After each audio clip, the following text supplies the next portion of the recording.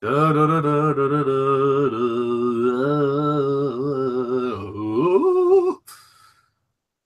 Hello, Bond fans, and welcome to a very special audio fan commentary. Today, myself and Jack McCullough are going to commentate on the fifth Sean Connery Bond adventure in the official You series. only fuck twice. Yeah, you only live twice. Directed by Gilbert, released in 1967, so 50 years ago, exactly. Whoa! He's 50 years old, and my goodness me, I haven't seen this film for quite a while, so this will be interesting. I said it's the fifth Sean Connery Bond movie. This will be an interesting one. It's the one where they go to Japan, so I mean, if they made this movie, Oh, joking, that's I China. mean, if they made this movie now with Daniel Craig or Brosnan, it would be much more. It would be way different because there's so much more technology in Japan. It's ridiculous. But anyway, so just like the other commentaries, this is non-profit. We're just fans watching and commentating our thoughts. If you want to watch the film when listening to us, you can. You put your DVD or Blu-ray in, put the timestamp to 0, and then play along. So, yeah. Want to say anything before we start? Yeah, she only lived twice. Okay, I'll stop the Connery voice. Yeah, it's a good. Yeah, 50 years old this year. Yay! Also, we did the 20th anniversary audio fan commentary of Tomorrow Never Dies recently, and we also did the 40th anniversary of The Spy Love. I don't care about that. let's move on. Yeah. But a lot of anniversaries. Yeah, a lot of anniversaries this year. 50th anniversary, You Only Live Twice. 40th of The Spy Love Me. 30th of Living Daylights. And 20th of Tomorrow Never Dies. But we're here to celebrate 50 years of this piece of shit. Only joking. Only joking. I used to think this was shit. Anyway, shall we begin? Yes. 3, 2, 1. Play.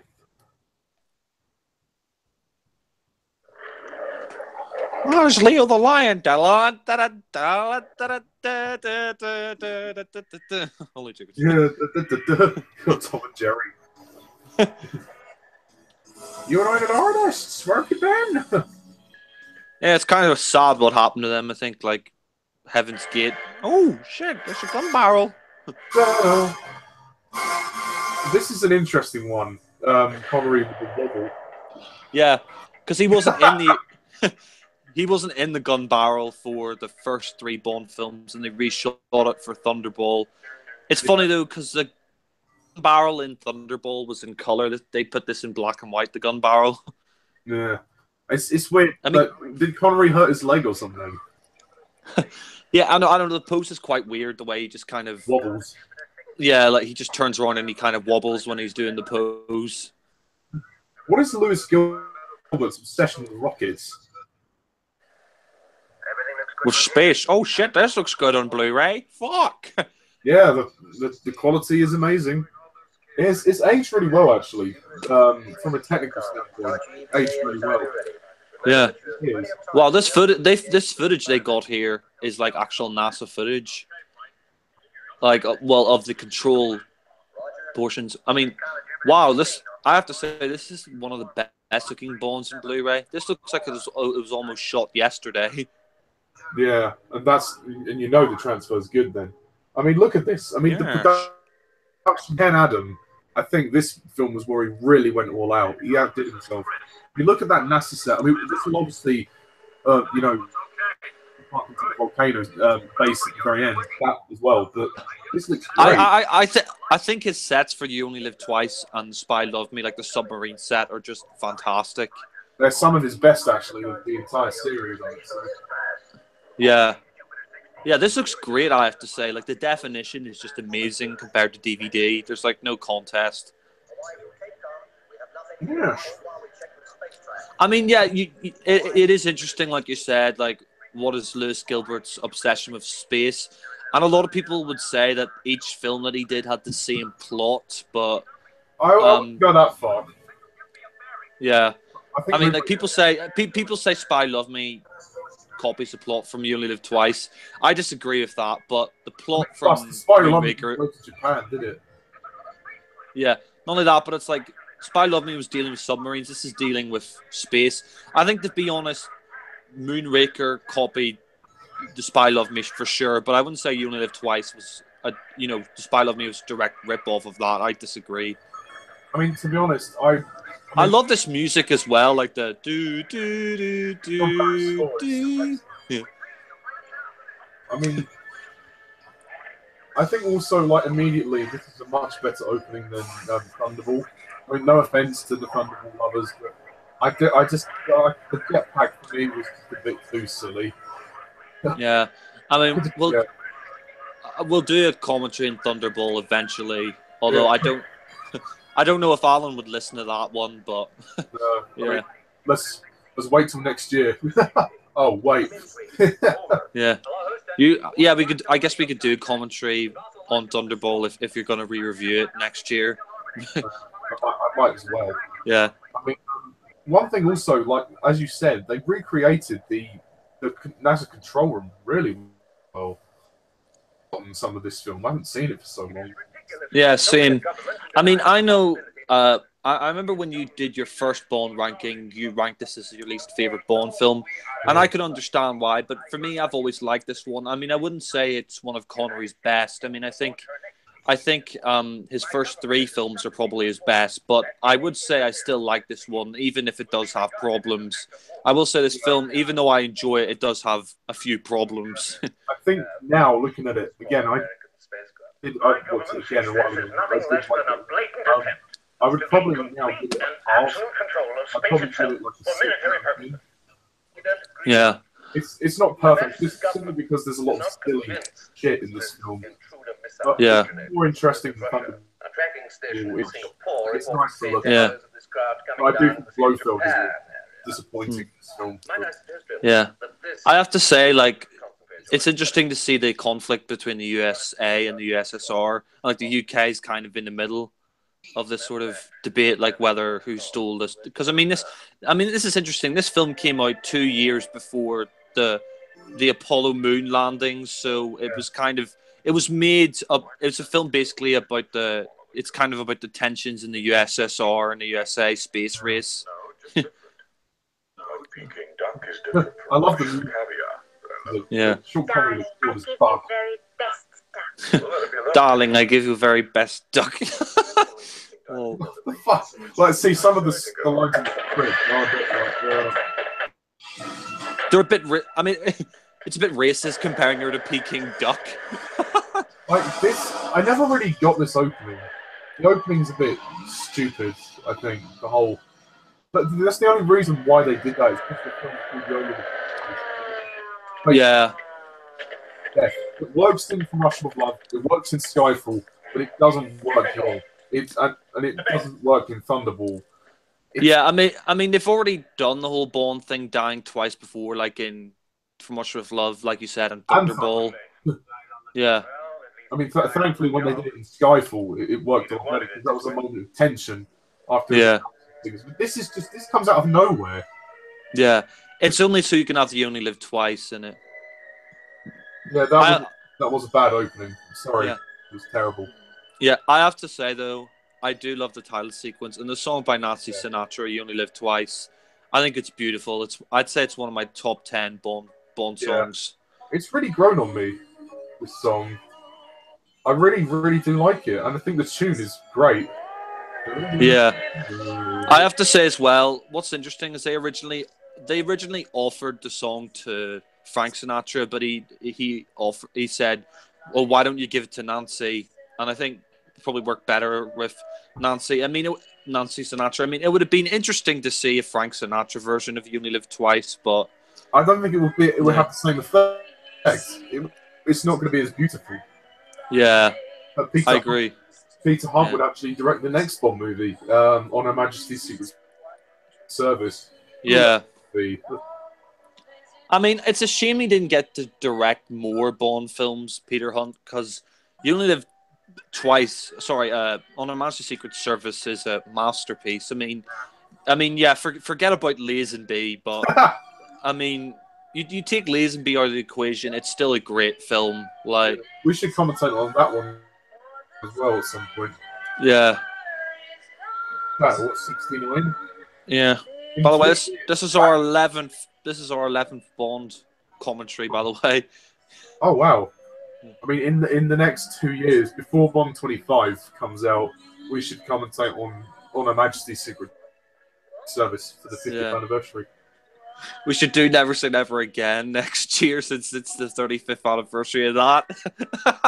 Again, over my dead body. I will. You can buy it cheap on DVD. Yeah, I will eventually watch it and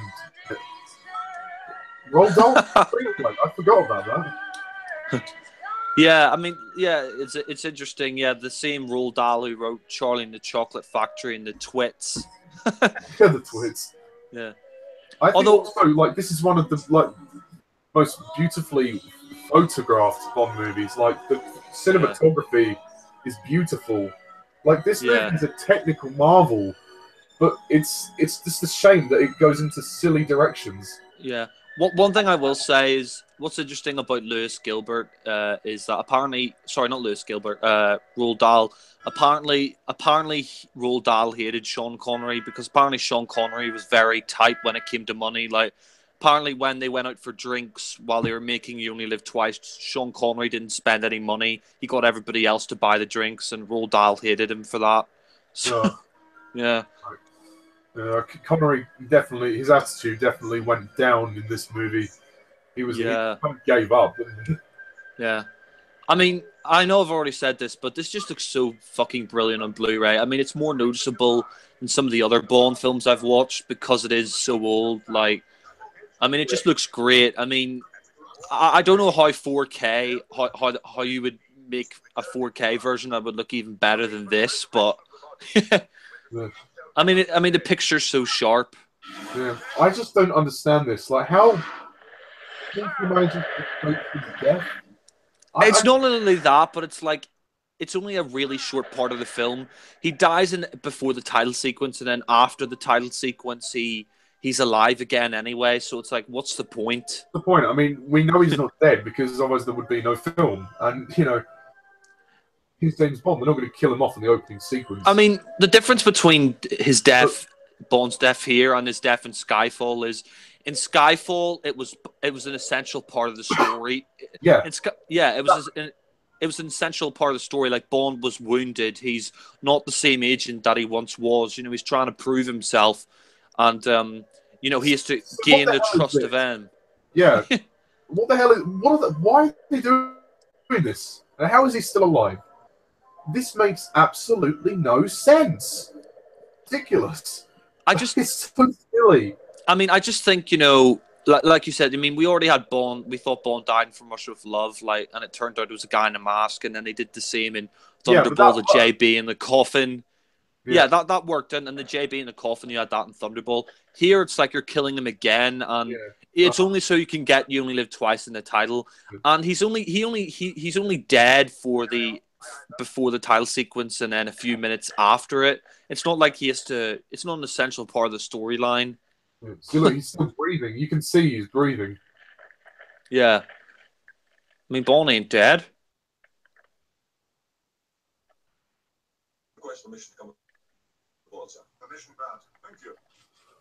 I mean, interesting how this film doesn't feature the MI6 movie. They go on the submarine. Yeah. I mean, I think this is really the film where Connery he looks so bored in it, especially later on, like the little Nelly scene. I mean, I kind of, I can understand why he was, because, I mean, he made Goldfinger, he made Dr. No from Russia with Love and Goldfinger, as well as Thunderball, all back to back within 4 years. I mean, he had a year break for You Only Live Twice, but I think probably Connery's just sick of the part at this point. I mean, Connery sort of has a love-hate relationship with the role anyway. Yeah. I don't actually see the point of why they moved the offices onto the submarine, like having M have a temporary office and have money on a temporary desk. Yeah. also, like you said, he's faking his death. It doesn't add to the story. It's just a cheap gag to make the title make sense when it actually doesn't. But there's one thing I don't understand. If our Singapore tracking station is correct about the rocket not landing in Russia, then where did it land? We assume it's Japan. And where did it land? I mean, Connery I mean, already he kind of just looks bored, like the expression on his face in a way is just like, yes, like, I mean, he's not terrible. It's not the worst Bond performance ever, but it's just, you can just kind of tell that he's just sort of starting to lose interest by this point. Like, you know, I mean, he's kind of fed up of it. He's had enough. Yeah. I mean, what was it? I mean, I think, to be honest, his weakest performance is probably this and Diamonds Are Forever, as well as probably Thunderball. I mean, Diamonds Are Forever, he looks rough. Old. Yeah. And even then, while he tries a bit in that, there are some scenes where he looks bored to shit. I mean, one thing I would say is ridiculous though. The amount of money they offered, they wanted to give him for him to return for one more film after this. It was ridiculous. The amount of money they offered him. Yeah, I have to say, young Lois Maxwell's pretty fit. Nice sailing. Now, one thing I will say, I'm surprised Bond never did bang the young Moneypenny, especially during the Connery era. You never know. Bond 25 may give us that. Yeah. Well, technically, Skyfall made Moneypenny a Bond girl. Well, she never fucked Bond, did she? No, I don't think they did. Here's the continuity error in Tomorrow Never Dies. She passes him the instant Japanese. He's like, you forget I took a Mandarin course in Cambridge. So how the fuck did... Well done. Well done. Yeah. So how the fuck does Bond not know Chinese in Tomorrow Never Dies? Yeah. I mean, I think Connery's middle Bond movie from the most visually stunning films. I mean, this one in particular as well. Just the cinematography is brilliant. I mean, Thunderball did have that as well, but the movie was so fucking slow that you kind of didn't care after a while. Yeah. With it looks. I mean, especially going to Japan, it looks so beautiful. I think the reason why they did You Only Live Twice next was because apparently the Bond films are really popular in Japan, and that's the reason why they did it. But apparently Connery didn't have too much of a good time in Japan. He was like hounded by the press, and apparently the press even followed him into the men's room. Like they followed him into the bathroom, and he sort of got well. I don't want to say this, but I guess Connery got a bit pissed off. Yeah, well. I think there's definitely, and also his relationship with Harry Saltzman kind of fell apart as well. Yeah, after this film, he had a lot of sort of things going on in the background of this film. I think he said he hated filming this film. I mean, I would have loved to go to China, but I guess with all the stuff of Harry Saltzman and all the Chinese or Japanese press hounding him, he was probably just fed up. I mean, you look at him here; he just kind of looks. I mean, you kind of look at the expression on his face. He looks like I don't really give a fuck. He's going through the motions. They've only got him there because, well, he's popular. They need him there. I mean, I mean, just from the very beginning when you see Japan, it looks great. I mean, the thing is with Bond, it's like the biggest event cinema comes out. It's massive. So maybe Japan, maybe they thought, well, they want to go all around the world to get some huge following. So go to Japan, Well, do you think Bond will meet Wei Lin? Oh yeah, that's it. She's from China, I believe. But I know. I was only joking. Yeah. Now, could you imagine Bond versus one of the sumo wrestlers? Super duper sumos. If they did that, if they had like a henchman who was a sumo wrestler, that would be quite cool. Bond did take on sumo wrestlers, I think, in The Man with the Golden Gun, where he's fighting the little... I forget his name. What do you call the little guy in Man with the Golden Gun? Knick-Knack. Knick-Knack, yeah. Yeah, he did take on a couple of sumo wrestlers in the garden there, and Nick Nack was dressed up as one of the statues or whatever. Oh yeah, you're right. Yeah, Yeah. big bully. Yeah. And then this is where we meet. What's her name? It's Aki. Yeah. Yeah, because there's two of them. There's Aki and there's Kissy. Yeah. I mean, I guess you could say sumo wrestling. Well, it is basically just a Japanese version of wrestling. I mean, I agree with you about the Bond girls. They're not very memorable in this. I mean, they're okay. I don't think they're bad, but they're just memorable. Yeah. I mean, also, I can't tell one from the other because they kill Aki. Oh, racist! Yeah. Joking. They kill halfway through the movie. What's the point? You know, why don't you just stick with one? You know, it doesn't affect the plot at all. I love you. Yeah. Connery looks pissed off saying that line. Yeah. It's probably Connery's worst performance of the Yeah, he just looks like he couldn't give a shit. I mean, I'm not saying that he's terrible in this film, but he just looks like, you know, he's not giving it his all, you know. It doesn't help really when you're kind of watching people enjoy it. Uncle actually said this is one of his favourite Bond movies. I'm surprised considering how crap Connery's performance is. Oh, does he know his performance is crap or? Well, no, I don't think he's not as much of a Bond fan as me. But Yeah. I think he's always liked the story of this movie. Yeah. But he also loves On Her Majesty's Secret Service. Yeah. George Lazenby was a shit Bond. And yeah, didn't you say your uncle saw us in the cinema or something? I think he did, yeah. Yeah, because Stephen McKenzie, this is the first Bond film he saw in the cinema as well. So, yeah. Well, I mean, this back projection is a little dated, but it doesn't matter. Yeah. I mean, it's interesting that during the Connery era, with the first 4 films, each film came out year after year. I mean, nowadays, a Bond film, it's usually every 3 or 4 years before it comes out, especially with Daniel Craig. Like, yeah. back then, during the 60s and 70s, and even the 80s and into the 90s, it was every 1 or 2 years, you know. Yeah, I wouldn't want one every year. I'm kind of glad. I mean, as great as it would be, I just think they need time to work on them. I don't want them. I think once every 2 or 3 years is fine. I think 4 is too long. Where's Charles Gray? Did it this way at first because the movies were so popular. Yeah. So they thought they had to get one out each year to maintain the fan base. Obviously, it caused problems for Sean Connery, but yeah, you got Charles Gray in this. I mean, I don't know. I mean, it's probably has nothing to do with it, but do you think maybe Blofeld modeled himself after this character in You Only Live Twice? Like, that's why he assassinated him, and then he chose to model himself after that, like the plastic surgery and Diamonds Are Forever? It would make sense. It would kind of be a nice bit of continuity. But then again, Blofeld is... I mean, that's the one thing they do say, like, Blofeld had plastic surgery and Diamonds Are Forever, that's why he looks different.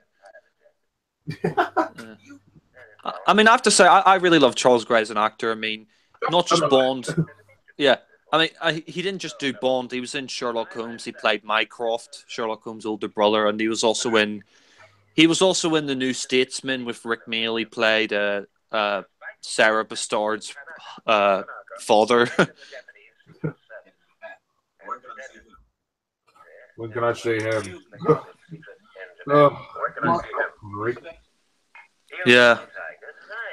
Yeah, it's just a jump to the left. Damn you, damn you.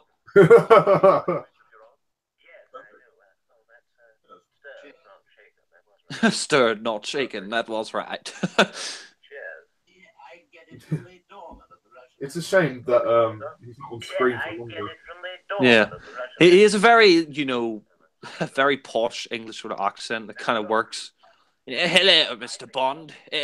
How are you, old thing? Maybe that's why I thought of him as Blofeld, because he's got that sense of refinement. Yeah, and class. And class, yeah. They thought that would fit with Blofeld. Yeah, I love Charles Gray's Blofeld. I mean, he's just so kind of. I mean, you can tell in Diamonds Are Forever he's just loving it, like playing Blofeld in that film. Like, he's like, good. I quite like this scene, how he just sort of stops in mid-sentence and then it's like he's killed. Yeah. I think that's a good piece of direction by Lewis Gilbert. Yeah. Bond just crashes through the, like, instead of taking the door, he just has to smash through the thing. I'd say I do like the action of the movie, especially the final battle when we get into the lair. That's really cool. Yeah. Actually, the film is moving quicker than Thunderbolts. I'm surprised Bond just killed him like that. You'd think he'd want to get information off the guy, but he kills him. Yeah, the soundtrack is great. I mean, John Barry, I mean, he not only did James Bond, but he did lots of other great soundtracks. He did the soundtrack for The Persuaders with Roger Moore. He did the theme tune for The Persuaders with Roger Moore, like the TV show.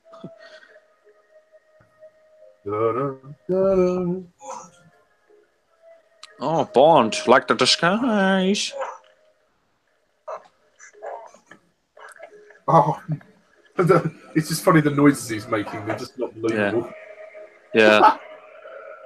I mean, it's amazing that Sean Connery is still with us 50 years later. He's 87. He's had quite a life. Yeah. He's not going to be around forever, sadly. No, unfortunately, he's got Parkinson's disease, so I don't see him lasting the next few years. Maybe another couple of years at most. Yeah. I mean, sadly, you've already lost Roger Moore, but I mean, that's what time does, you know. Yeah. Time is the biggest killer of them all. Don't do drugs.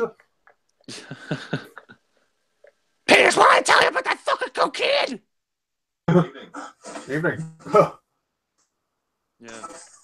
I do like this scene with this henchman guy, although we don't really know who this guy is. Yeah. Just henchman number one. Look at the set. The set is amazing. Yeah, the sets are great. I mean, especially the fact that the set's only in use for a couple of scenes. Yeah, they basically trashed it when they were filming. Yeah, I mean, they filmed a lot of the locations in Japan, but were these sets in Pinewood? Possibly. It's not it's really real. Yeah, I have to say this action scene is good. It's cool action scene. I mean, the film has moved pretty quickly so far. Yeah. It's maintained. I would say the action, I agree with you. The action for the most part is great, and the sets are really good. I mean, that actually must be bloody strong. Yes. Bond hit Macho Man. Yes, I'll have a drink. Shake and not stirred. Huh. It's a stir, not shaking. That was right, wasn't it? It's a good Charles Gray impression. Yes, sir. Stirred, please, and 2 sugars. Cheers. Bond doesn't strike me as a vodka guy. Yeah. It's funny. Like it's funny the Rory Bremner sketch. It's like Roger Moore and Sean Connery are at a retiring home, and they say, "Shaken." He said, and Roger Moore says, "Shaken, not stirred." He's like, "No, stirred, please, and 2 sugars." Oh, the safe. We didn't see Q in this movie. Nope. We don't see him yet, anyway. Nobody is safe from Bond.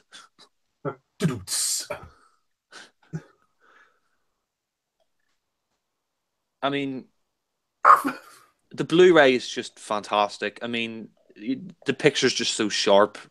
Told you. And yes. I mean, are you glad you bought the Bond box set? Yeah. Yeah, I got the Bond box set, the one they recently released for the space reserved for Spectre. I'm glad I got the Bond Blu-ray box because it comes with. I mean, what's great about the Bond Blu-ray box set is that, unlike the Ultimate Edition, where you have 2 discs, one is the film and one's the special features, the disc and the special features come with the Blu-ray, and it's all in one box, you know, so it saves shelf space. Oh shit! Run! I like Bond's sneakers or whatever they are. His shoe. Yeah, spats or whatever. Yeah. I mean, the grey suit that he wears, I think they took inspiration for that in Skyfall. Yeah. I think you're right, actually, yeah. I mean, after Craig, I'd say maybe Connery's the most beefy in terms of, I mean, because he was an ex-bodybuilder. I think after Craig, Connery is the most physically impressive. Yeah. I mean, Roger Moore has perks, but I think they relied on the stuntman a lot more with him. I think with Roger Moore, the fact was he was older, and also Roger Moore wasn't a bodybuilder. I think Roger Moore sort of captures more of the gentleman. I think Roger Moore sort of captures the more well-dressed gentleman version of Bond, while Connery's more the rough and tumble kind of Bond. And Craig has the physique. I mean, yeah. I mean, to be fair, Lazenby I think Lazenby worked well in the action scenes. I mean, that's how he got the job. He punched one of the guys in the face and broke his nose, and that's how he got the job.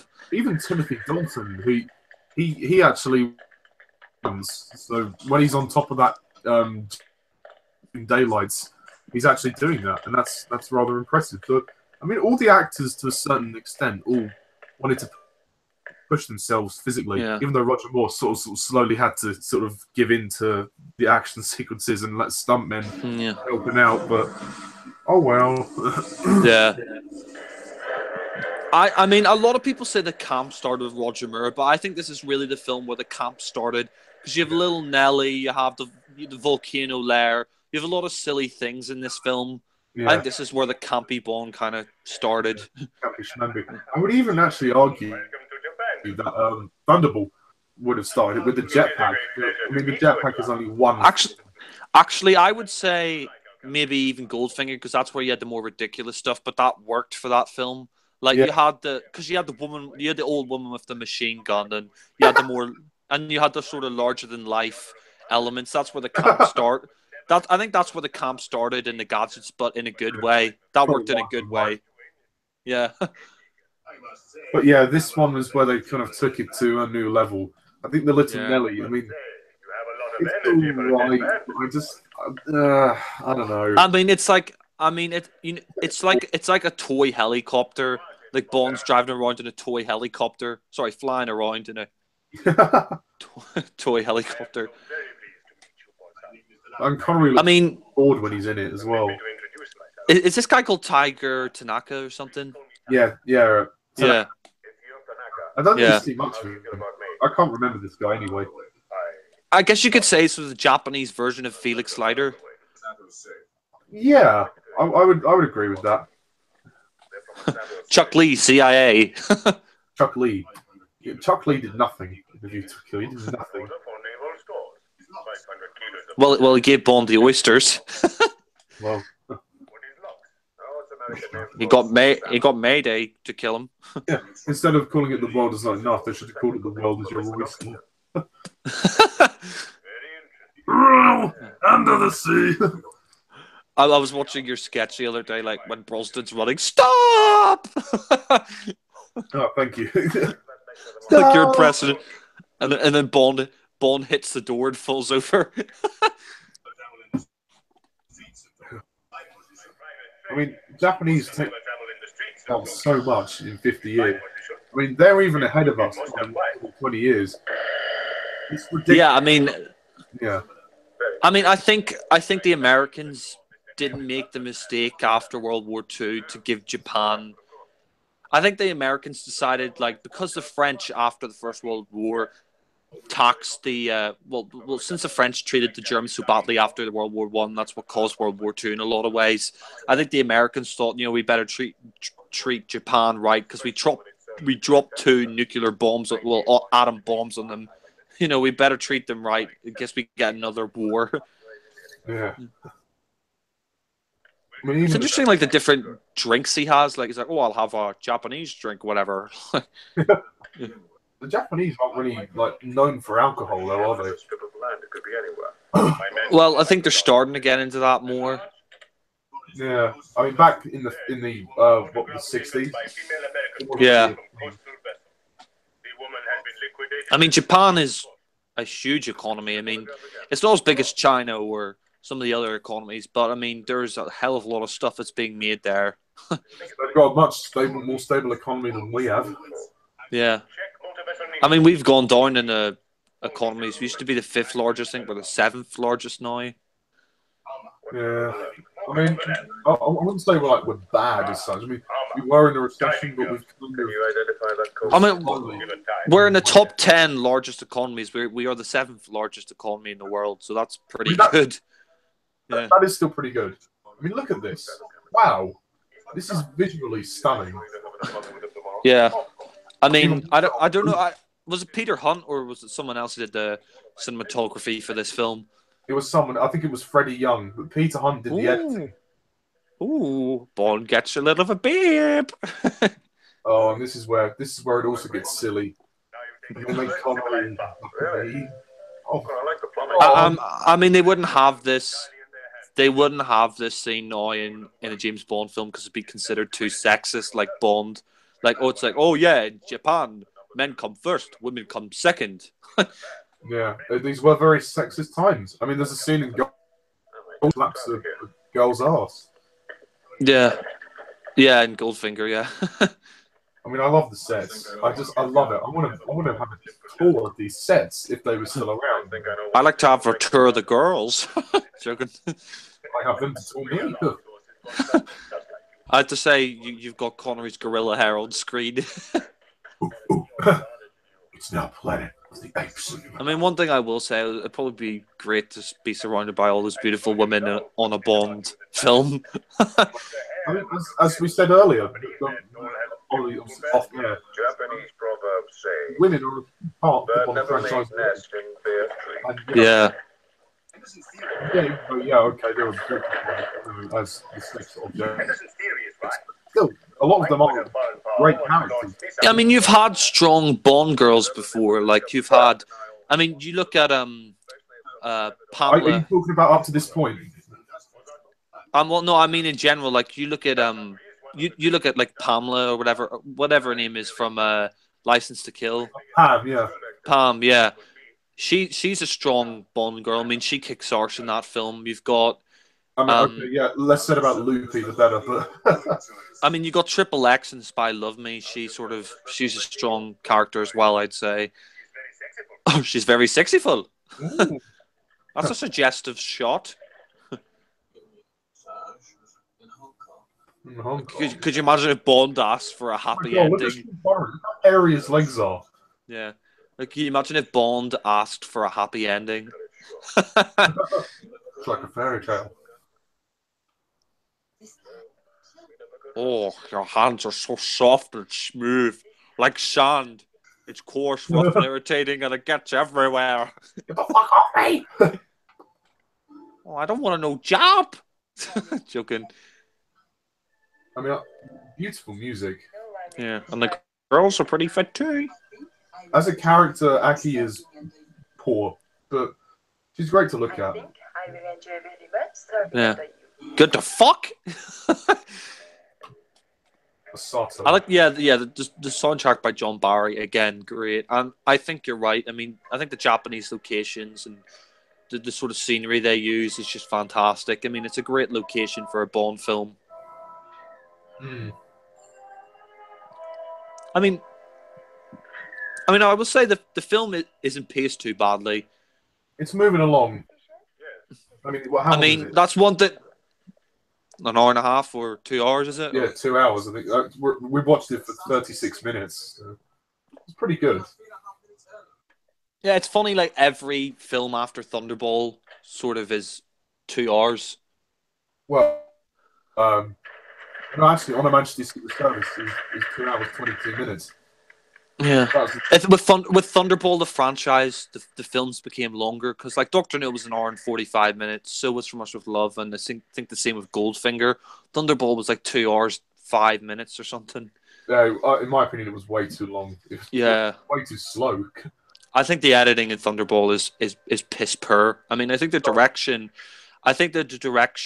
like I think it's a well made film, Thunderball, but I think it just falls down in the editing department. It's just too long, and there are a few, and I think the villain isn't very good, and the plot is a bit generic. I mean, fucking what's his name? Largo.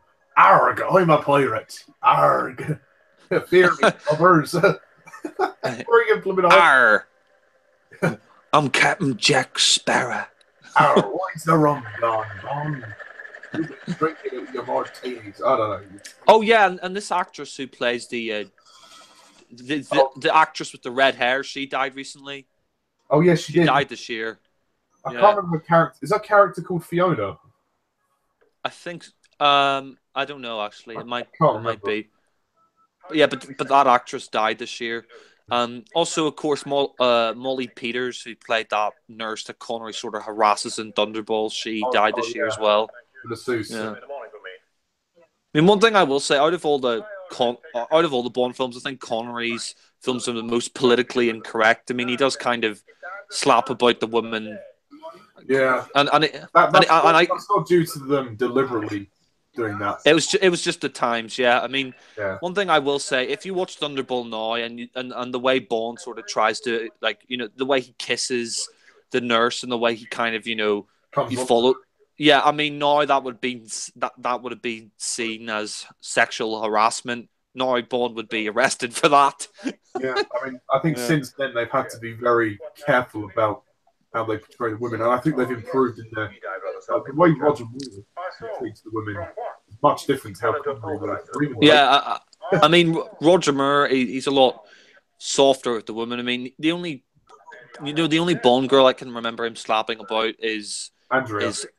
In Man's Golden Gun. The rest of the time, he's very gentle with them. I mean, I think Craig is probably, in terms of the Bond relationships, I'd say Dalton and Craig are the most progressive. I mean, Dalton, I don't even think beds any of the Bond girls in his two Bond films because the AIDS scare. He has a bit of a smooch on the bed with Cara and as well, but you don't actually see them sleep together. Yeah, well, I have to say, she's got a nice bust. Yeah, I think Connery said something about that. I mean, she stands out as being probably the most attractive Bond girl in film. I'll have my sales manager get the quotations on the Connery's for you. performance is so dreary. Again, obviously, taking into consideration the personal problems he had at the time, but still, he could have. Yeah, he just tried very hard to play Bond. Yeah, I mean, I don't completely blame him for his lackluster performance, but I think he could have tried a bit better. I mean, he just looks like he would rather be somewhere else while making this film. Yeah, I think in Diamonds Are Forever, he gives an acceptable performance. It's not great, but it'll do, you know. Yeah. I mean, that film we could have lived without, but oh well. We could have died another day. It's interesting. It's interesting. It's interesting when he's getting shot here. There's a lot of action, I will say, so far. I think they wanted to amp up the scope. Yeah. Like, I think since Goldfinger, they wanted to make the movies bigger and better each time. I mean, as I said, they're event cinema. Look how big Spectre is compared to Skyfall. They both get bigger and bigger. Yeah. These movies are made to be seen on the big screen. Yeah.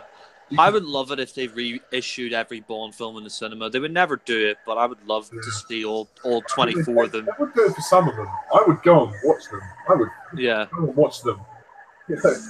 The only one I would refuse to watch at the cinema would be Die Another Day. I just couldn't. I can't watch that film again. It's just too ridiculous. I mean, that commentary, I mean, God. I mean, I'm glad we did that commentary together, but even then, the film was a fucking snail. Yeah, I was starting to fall asleep. Yeah. I mean, I mean, it's funny that there's some films that are that bad you can actually fall asleep during watching them. Like that XXX State of the Union with Lee Tamahori, director of Ice Cube. I fell asleep during that. It was even worse than Die Another Day. I mean, this is a pretty cool chase. Yeah. I love the music. I really love the soundtrack. You know that. Dun, dun, dun, dun, dun, dun, dun, dun, dun. John Barry's so good at creating the soundtracks. He often builds on the actual theme songs. Yeah. I have to say, this scene's a little bit ridiculous. The giant magnet or whatever on the helicopter. That's a little bit silly, but... Yeah. I think at points, Lewis Gilbert needed to push the film back a little bit in terms of realism. It's just, but, it doesn't... But it just makes it really unbelievable. Yeah. Yeah, in terms of the Bond films being realistic, my grandmother said she stopped watching the Bond films after From Russia with Love because she thought they just got too ridiculous. But really, that was only the second film. Yeah, I know. Yeah, I mean, even From Russia with Love has a couple of silly moments, but it's still a great movie. I need to watch that one again. Yeah, I might re-review that one if I get a chance because I remember liking it, but not loving it. But give it another chance. I remember the train scene quite well in that film, but yeah. Yeah. It's funny as well, the television thing they're looking at is a Sony. Talk about product placement. Product placement. Yeah, I mean, it's amazing. Sony is still around years later. 50 years later, they're still going strong. Yeah, they haven't lost their money. Yeah. Actually, funny story. Here, where I used to go, I used to do fencing. And then I used to go, there was a distribution. Tiger, contact M. Actually burnt down at one point. Tell him to send little Nelly. Yeah. Repeat, little Nelly. They lost quite a bit of money, but luckily, accompanied by her father. The company Or too. surgeon. But, Understood? Yeah, I mean, one thing I will say, I mean, say what you will about their movies. I mean, their movies suck, like Pixels, the Emoji Movie. Sony movies, for the most part, suck, like The Amazing Spider-Man 1 and 2. But I will say I do like their game consoles. I mean, they should just stick to game consoles, in my opinion, because their movies are shit. The Emoji Movie, that's my pick. I mean, the Emoji Movie is my pick for the worst film of this year. Oh, yeah, same. So bad. I saw Mark Commode's top 10 worst films of this year list, and he put the Emoji Movie at number 2. I mean, I think we agree on also the best movie of the year being War for the Planet of the Apes. Yeah. I mean, the Emoji Movie. Emoji Movie, I'm never watching that again. I mean, not even if you paid me. Yeah. I noticed the movie is actually quite action-focused. Yeah. I think maybe some people would have a problem with that, but I think the action's fun. I mean... It's funny, like, Calvin Dyson said in his review, he thought that the first hour was dragged. I disagree with that. Yeah, I mean, maybe I'm just used to the slower pace of the films, but I think it's going quite well this first hour. Yeah. And this music, I don't like this film actually uses the wide shots a lot more than the first 4 movies. Oh yeah, by the way, Mark Commode's top 10 worst films this year, he put Kingsman at number 5. Kingsman 2. Yeah, I love Kingsman 2. I thought that was a great film. I don't know why that... It only got a 50% or whatever on Rotten Tomatoes. I think it's just as good, if not even better than the first one. Like, look at this shot. This is amazing. Yeah. Like the aerial shot. The scope of it is so good. Yeah. Bond fighting on the rooftops. I mean, this is what you go to the movies to see with Bond. Like, huge spectacle. I mean, when Spectre opened with the opening cracking shot, I couldn't believe it. I was like, wow, this is really, really good. Yeah. Soft landing. It's interesting. It's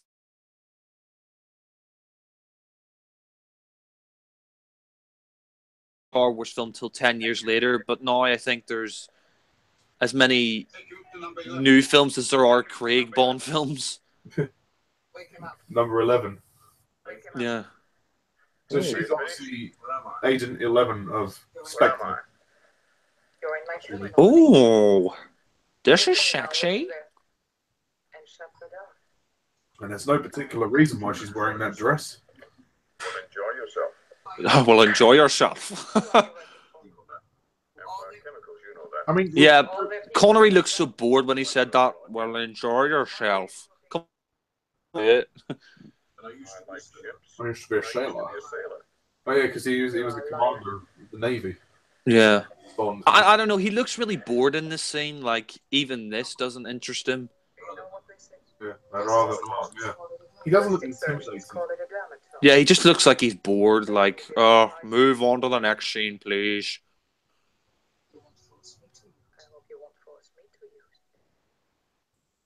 Oh.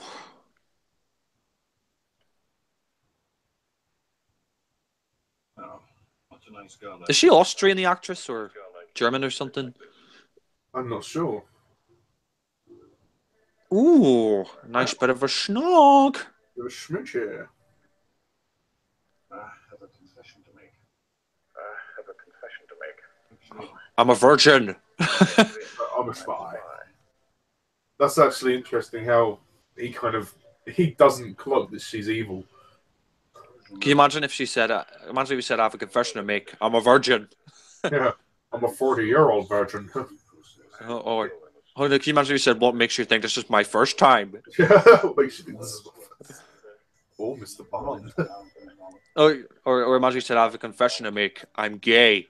Well, you get me out of here. Back to Tokyo. He looks bored. I mean, you think Connery would be a little bit more interested? Yeah, I mean, as entertaining as the film is, it really doesn't help when the lead actor looks so fucking bored that he wants to just go home and phone it in. Yeah. Fly to Europe tomorrow, you and I mean, I just think Connery probably just did this for the paycheck. Yeah. I mean, he definitely did. He definitely did Diamonds Are Forever for the paycheck anyway. Even though he gave it to charity, he still did it for the paycheck. Oh, he gave it to charity. Oh, Yeah. well, that's nice of him. But at the end of the day, he still did it for a paycheck. Oh, I'm going to cut your clothes off.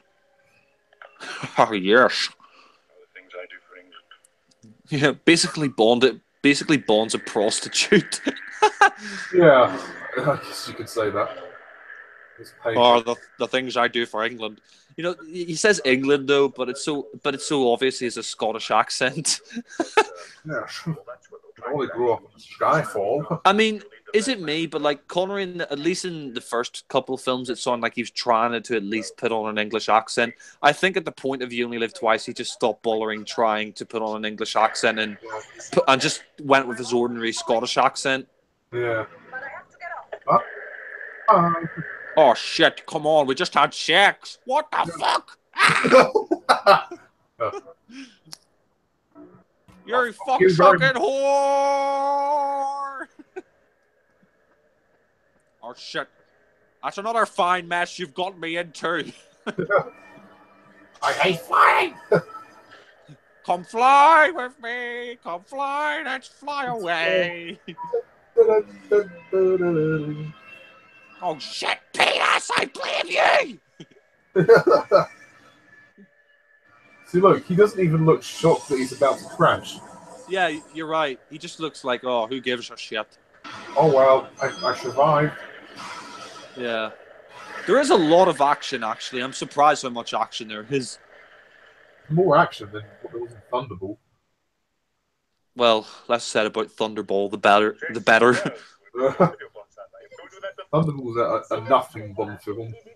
I mean, I know it grossed a lot of money at the box office, but I think it's the most overrated Bond film. So I really slow. I don't get all the hype for it. I mean, I know Alan is Thunderball's even a top 10 film for him. Well, top 1. Yeah. Well, it's not his favorite film of all time. I mean, but he put it in his top 10 films of all time as well. Oh, He right. put it. He actually, yeah. Alan put Thunderball in as his number 1 Bond film, but he also put it at number 10 in his top 10 films of all time as well. Oh, awesome. Yeah, I tried to like Thunderball, but I just can't. Yeah. It feels like it was the first cut. They just shoved it out in the cinema. Yeah. I will say I like these scenes with Q and You Only Live Twice, even though the little Nelly is kind of ridiculous. Yeah, I think this was when it went a bit too far. Lewis Gilbert should have refrained from this. I know the little Nelly. How old was Desmond Llewellyn here? Was he in his 50s or 60s or? He must have been in his 40s? I don't know. Yeah. I have my curiosity, Bolsa. Oh. What is little Nelly? Oh, she's a wonderful girl. It's just kind of stupid. Right fast. It's just like a. Just your type. Toy helicopter. I mean, little Nelly. It just. I mean, even Tanaka says it. It's a toy helicopter. It just looks like an Airfix. It looks like a helicopter you get in an Airfix kit. Like you glue it together. Like. Yeah. Two machine guns fixed. Synchronized to It one. does look 100 yards goofy. radius with senders and high explosives. Yes, Q. Maybe I'd fly this at a carnival, but not here. Air-to-air missiles, 6 a minute. Good. Flame guns, 2 of them. Firing astern. What range? 80 yards. 2 Yeah. smoke ejectors next door to them. Aerial mines. Now remember, You've use actually them got only Tom directly Cruise, above target. That's about a lot of... Yeah. more or No, less. rest, don't you? Yes. Cine camera. Oh yes. Blah blah blah. 410 megacycles. Good luck, Bolsa. I'll contact you when I get over the island. Okay. Be careful, Gonzalo. No, I think Connery probably just thought this film was ridiculous anyway, and that's why he probably gave up as well. Hi. Oh.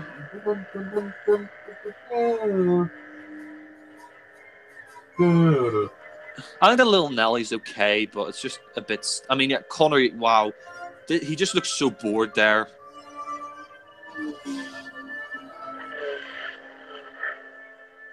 Yeah, look at his face. He doesn't get. Yeah, Yeah. Same, because I think this. great. I think the little Nelly scene in particular is you can tell where he's really bored. The little Nelly scene stands out the most as him being bored. Yes, yes, get to the fucking point. Dial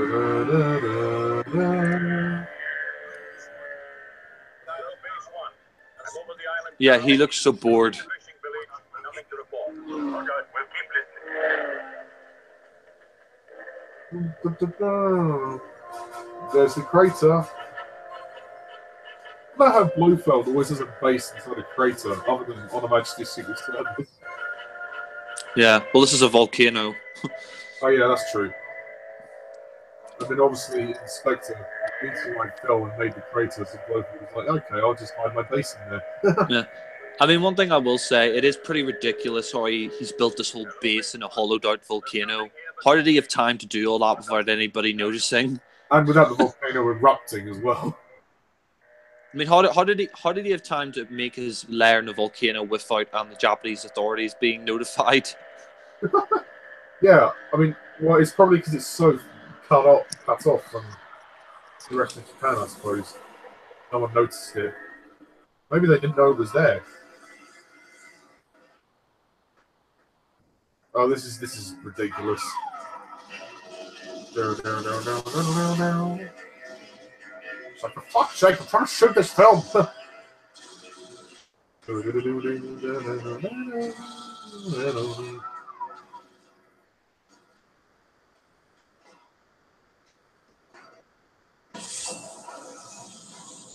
Yeah.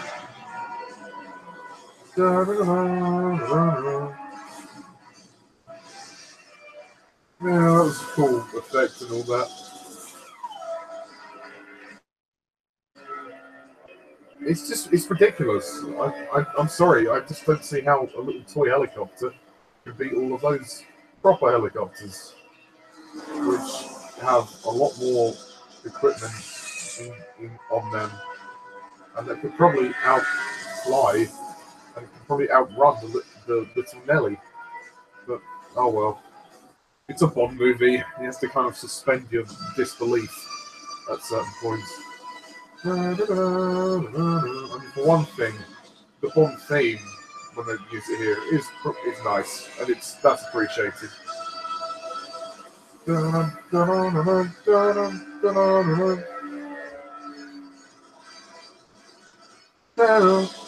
I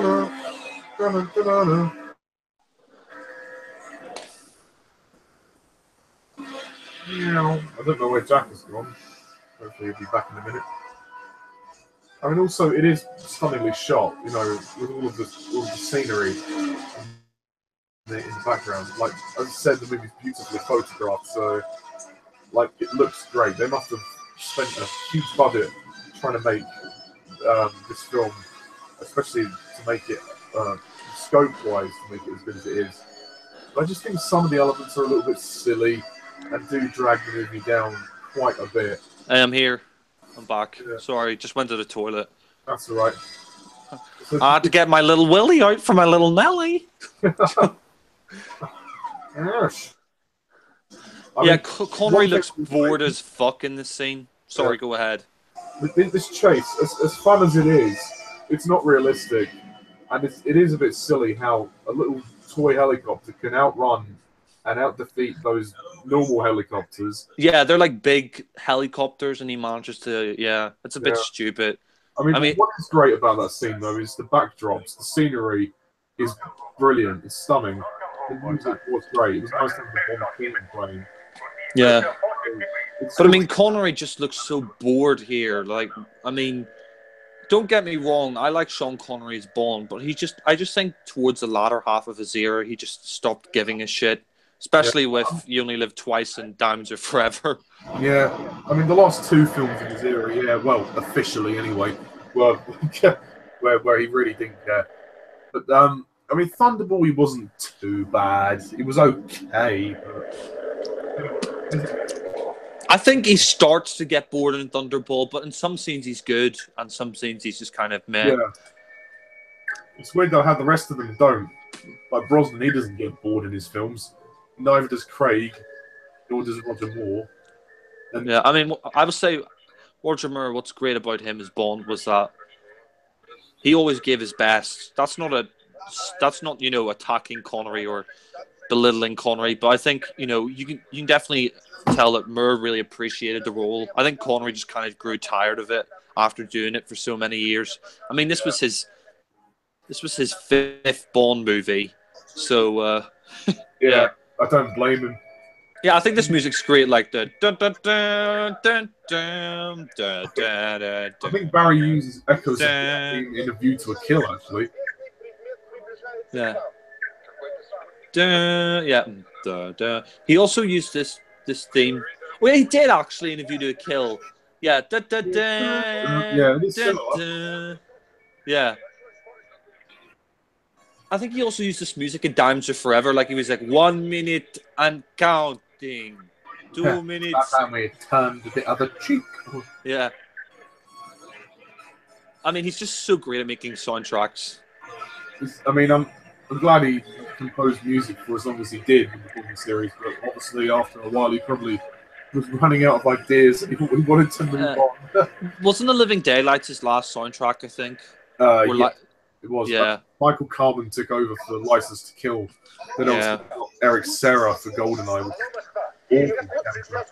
Yeah. I mean, I think maybe John Barry was running out of ideas after Timothy Dalton era, but I'd have loved him to stay on because, I mean, he died. He didn't die until years later. He didn't die until 6 years ago. Yeah. Could you imagine if he composed Craig's first two Bond films? That would have been amazing. That would have been really, really good. But maybe they didn't. Maybe because they thought he may not have any ideas, or he was definitely done with the series. He had nothing left in him, so I don't blame David Arnold, Thomas Newman. Yeah, I don't know. What I don't get is the plot. Like, why does Blofeld want to capsules? Does he want to start a war? A World War III, is that it, or is it? It's something to do with Russia, isn't it? Yeah. Yeah. One thing I don't get, like everybody says Moonraker, oh, it's so silly. James Bond goes into outer space, but Connery and he was going to get on the rocket, and he was about to leave. Blofeld didn't stop him. Connery's Bond would have been the first Bond in space. I mean, this set is great. Look at this. Wow. Ken Adams' best work.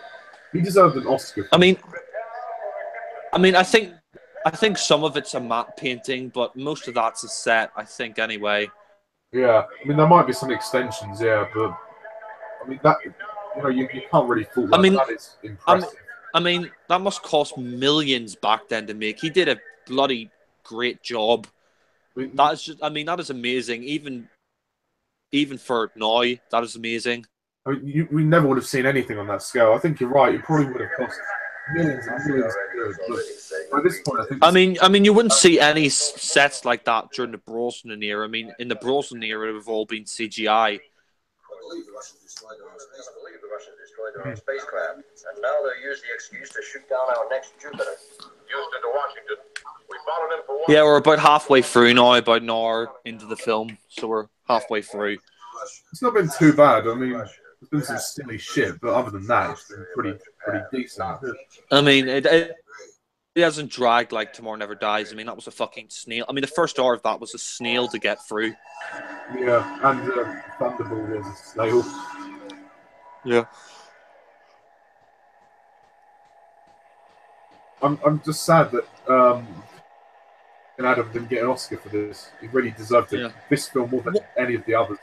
Yeah, one thing I will say is Spectre is the longest Bond film, but surprisingly enough, for the longest Bond film, I think it's one of the best paced. Yeah, it feels really brisk for 2 hours 28 minutes.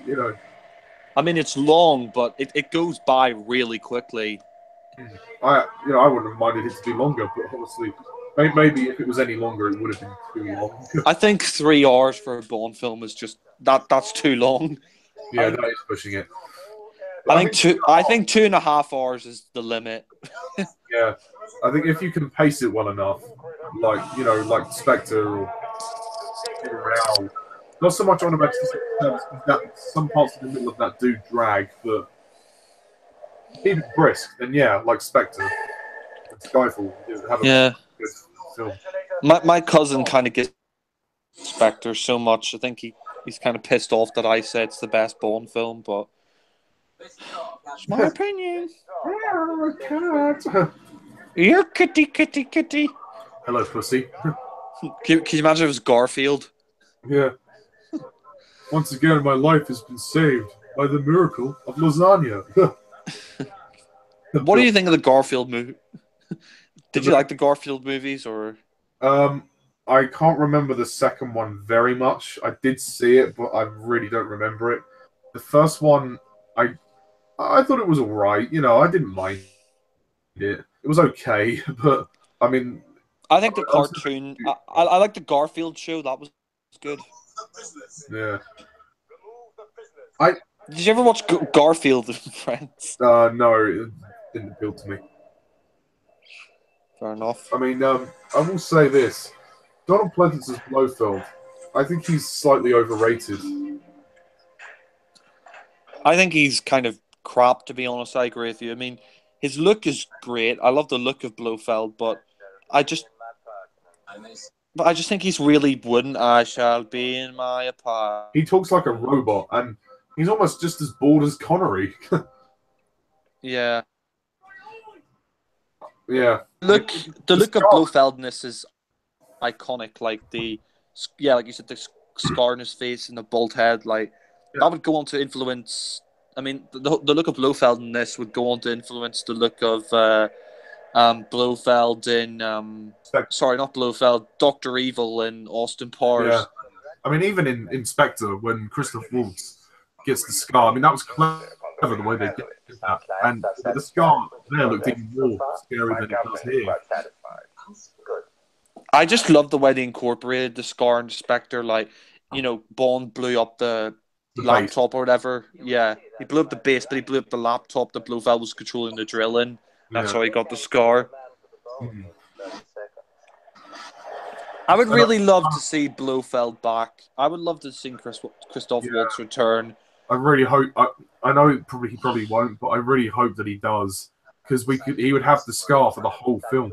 I mean, he is a 2-time Oscar winner, but it pisses me off because he said, that if Daniel Craig returned for another Bond film after Spectre, he would do 2 more Bond films. But now he's backing out from that. Kind of pisses me off. It's like, it's like he promised that he would do 2 more Bond films if Craig came back, but now he's saying he won't. It's kind of like, it's a bit of a letdown. Yeah, I'm kind of hoping that those articles are bullshit. I mean, we'll see. When they do the announcement of Bond 25, then we will know for definite. But I'm kind of hoping that they've said that just to mislead us and keep it all under wraps. But Yeah. they maybe think down it is. If that's the case, oh well. But they can't not have Blofeld in the movie because it doesn't make sense. You know, they need to recast it with somebody. You know, James Bond. Yeah. What's interesting here is, like, with the classic Bond movie, there's no with Blofeld and Bond until Tracy dies. With Spectre, they had that Foster brother thing, so instantly they Bond and Blofeld reconnected. You know what I don't... Do you know what I don't get in this film? Bond dies at the start and then, well, supposedly dies at the start, and then they think he dies again. So that basically means that Bond died twice. So that meant Bond would have lived 3 times, not twice. You only live thrice. Yeah, that's what I said. Oh no! Don't kill the sexy one, please. Why is it always the sexy ones that have to die? Yeah. I mean, obviously, Judi Dench, I love you for who you are, but maybe I shouldn't have said that. Kill Bond now. Yeah, I just think he's very wooden as Blofeld. I mean, I think Alan agrees with us. I don't know. Apparently, Donald Pleasance was the last-minute replacement for some other Blofeld. Yeah, I mean, I just don't get why people love him as Blofeld. Although, look at those shots. Yeah, great. I mean, he's okay as Blofeld, but he's not amazing. Yeah, I mean, I than him. At least Waltz gave it some personality. You understood his motivations and how the jealousy fueled his character into Bond. You know, that made sense. Yeah. With this, it's like, oh, I'm so bored. I'm talking like a robot. Yes, I heard it. Now the Russians are accusing the Americans.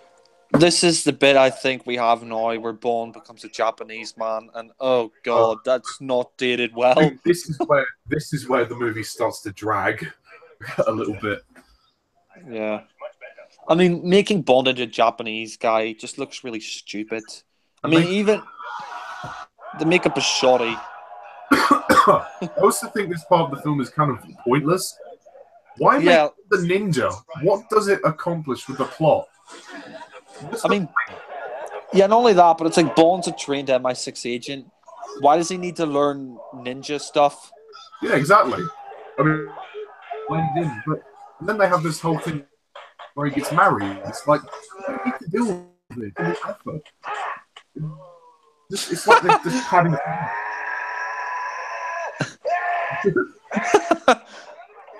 I mean, I don't mean to be mean, but like when these ninjas get angry and all, it just kind of looks a bit funny. The sounds of it like that. Maybe the Japanese just overacted. The way he delivered that line, oh, they must deliver very fast reflexes, like.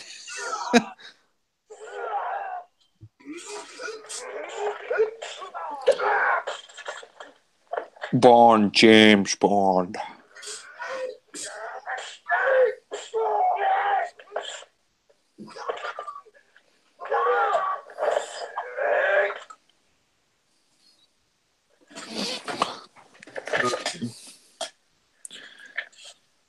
I think they spend too long in this sort of ninja house, this Japanese place. I mean, unlike License to Kill, the ninjas in this movie actually work. 100 of my ninjas would slide in unseen. They will be workers and fishermen. Would you agree with that? What about me? Pleasure. Yeah. These will interest you. With the License to Kill, the ninjas. What the See the little fuck? holes in the back for jet propulsion. It's fine gun. Or rocket gun. This is our special baby rocket.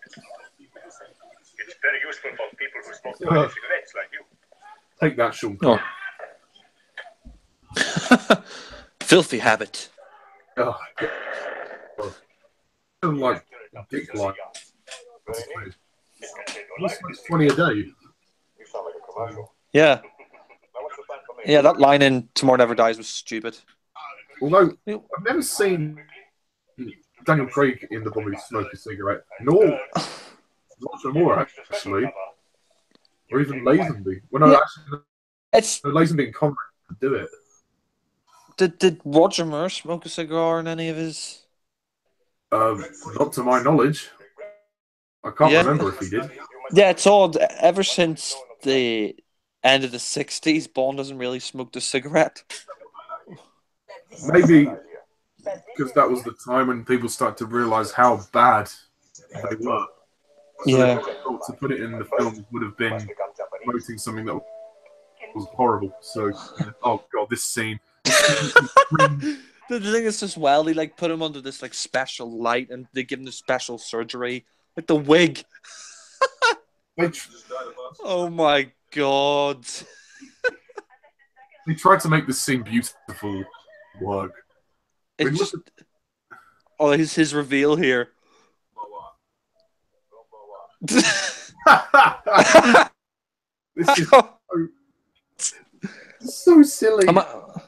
But my dad said, like, when he saw Connery in the makeup, he just looks the same. He's right. I mean, Yeah, all you've there's done, no difference. all you've done is put a wig on him and a couple of fake eyebrows. I mean, this part of the film's kind of stupid. Like, they have to be like this fake Japanese couple, and he gets. I mean, and you're right. Actually, On Her Majesty's Secret Service isn't the first time he gets married. This is the first time he gets married. This is So the first time he gets married. So when Bond marries in On Her Majesty's Secret Service, he's a Mormon then, I guess. Bond's become Be a bigamist, maybe. yeah, or a Mormon. Also, this is pointless. Why do they kill her off? It doesn't make sense. To only then replace her with another Bond girl, Kissy, who's basically the same character. Kissy.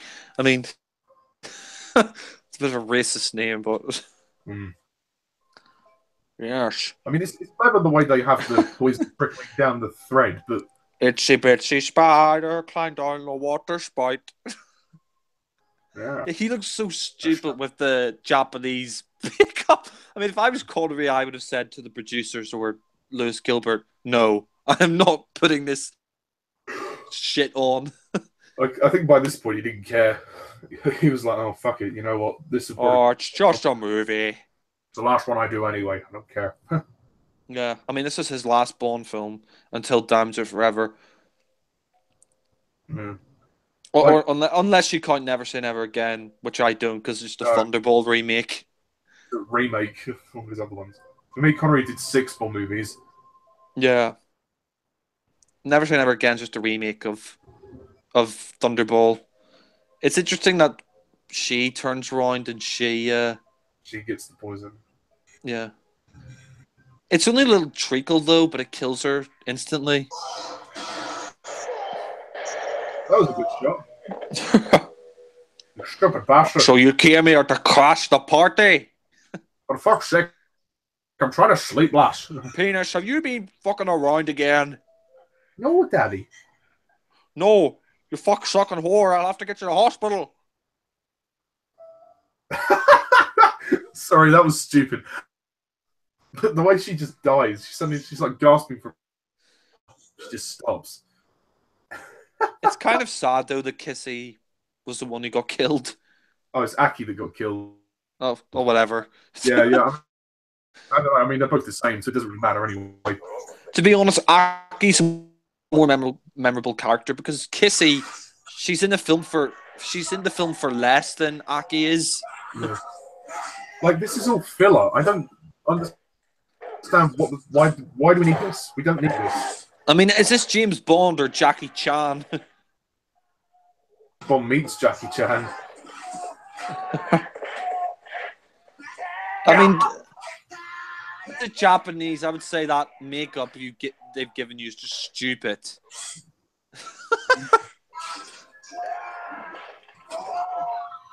Makeup is... It's okay, I have a license to kill. I have a license to fuck women. Yeah. You killed him. He tried to kill me. Don't you imagine Bond to have a license? Could you imagine Bond to fuck women? What? You'll be a full Japanese worker. Yeah, with a face like a pig. With a face like a pig. I mean, I'm no looker with this stupid makeup on. Oh yeah, this is the wedding scene. What is the point of this? Why do they have to marry Bond? What will it accomplish? All he needs to do is hide away. Pointless. Yeah, why doesn't he just go undercover with her? Why does he need to marry her? It's not like he's so much more out of this than they need to. Oh, Bond's like, oh God, no, or fishwife or some shit. Yeah. Oh no, I'm not. Like this is when they bring Kissy into the movie. This is like too late to introduce her. Oh God, I'm not marrying this fishwife. I mean, Jesus Christ. Go back to the pond where you belong. I want a bit of Catherine Zeta-Jones here. Yeah, she ain't Japanese, is she? I know. I mean, God's sake, could you stretch to a fucking pot noodle? Is that my wedding present? Oh. I'll take her. She'll do. Like, what happened at the end? Like, were we to assume that they divorce? Or is this like a fake marriage? Like, it's never really explained. I agree with you. I mean, this whole wedding thing is pointless. Why doesn't he just go undercover with her? He's not marrying her out of love. Yeah. No, he's only marrying her because he can fuck her. He's only marrying her so he can go undercover. Like, what is the point? This film, I've just realised, this film, the second half, there's so much filler. Yeah. They should have just cut these scenes out or just cut them down. Because, I mean, this wedding scene is just pointless. And the Japanese Connery just... I mean, yeah, it looks great, and it's nice to see a Japanese wedding on screen, but not in a James Bond movie. You know, not for Sean Connery. Ugh. Can we get to the point?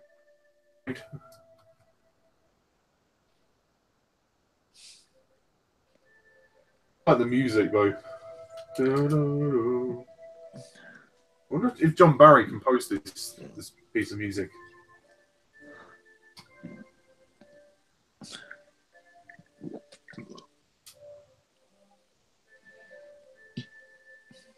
Oh, God. Yeah.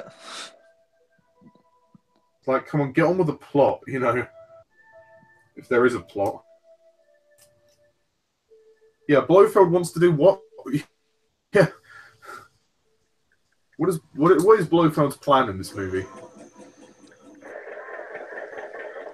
Quite clunky in this film. Like, do you know what's going on? No. Like, there's something going on with the US and the USSR. Blofeld wants to launch a rocket into space to... No, I get the base. I think I get the basic plot, but it's just like this movie is. There's a lot of filler scenes, especially in the second half, like you said. It's starting to drag now. It's starting to slow down. I mean, it's not as bad as Thunderball, but still, it's like, oh, come on, just pick. What did we gain from this? Bond is just going undercover, working as a fake Japanese guy. What do you get from this? At least you don't get the beef. I'm sorry, but like the makeup, the Japanese makeup with the fucking stupid fisherman outfit, he just looks so stupid. I'm sorry, his Japanese, like, he's speaking Japanese with a Scottish accent. So fake. Yeah. I mean, you couldn't get more conspicuous than that. I mean, Daniel Craig wouldn't get away with that.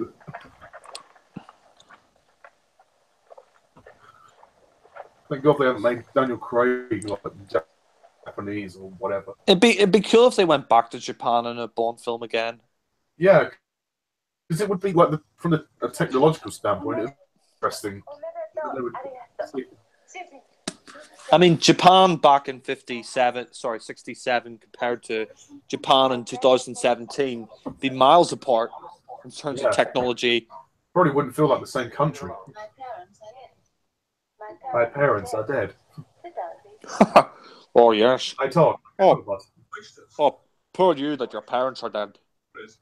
And also, like, he's married to somebody who he doesn't even know. Surely, if he's going to marry someone, why wouldn't he marry Aki? But, oh, no. The thing... But it's like, you know, he doesn't even love Kissy.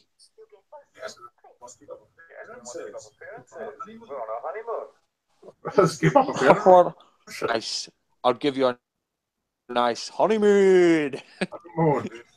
Look at the makeup on Connery. It's just awful. No. Could you imagine, like, he says honeymoon and then, like, Benicio del Toro. Yeah, Dario, I'll give you a nice honeymoon.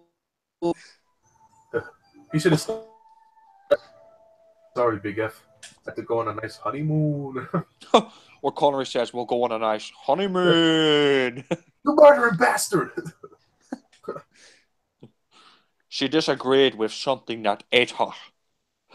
It's like, Kissy, the actress doesn't look much different from Aki.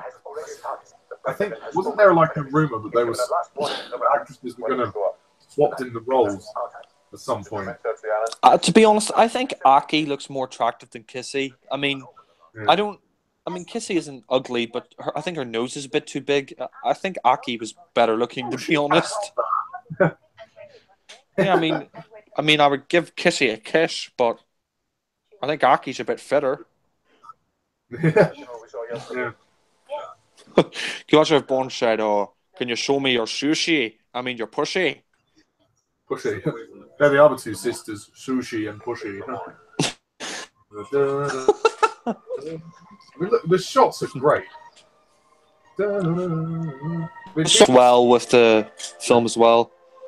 I mean, people say that this film feels a bit like a documentary.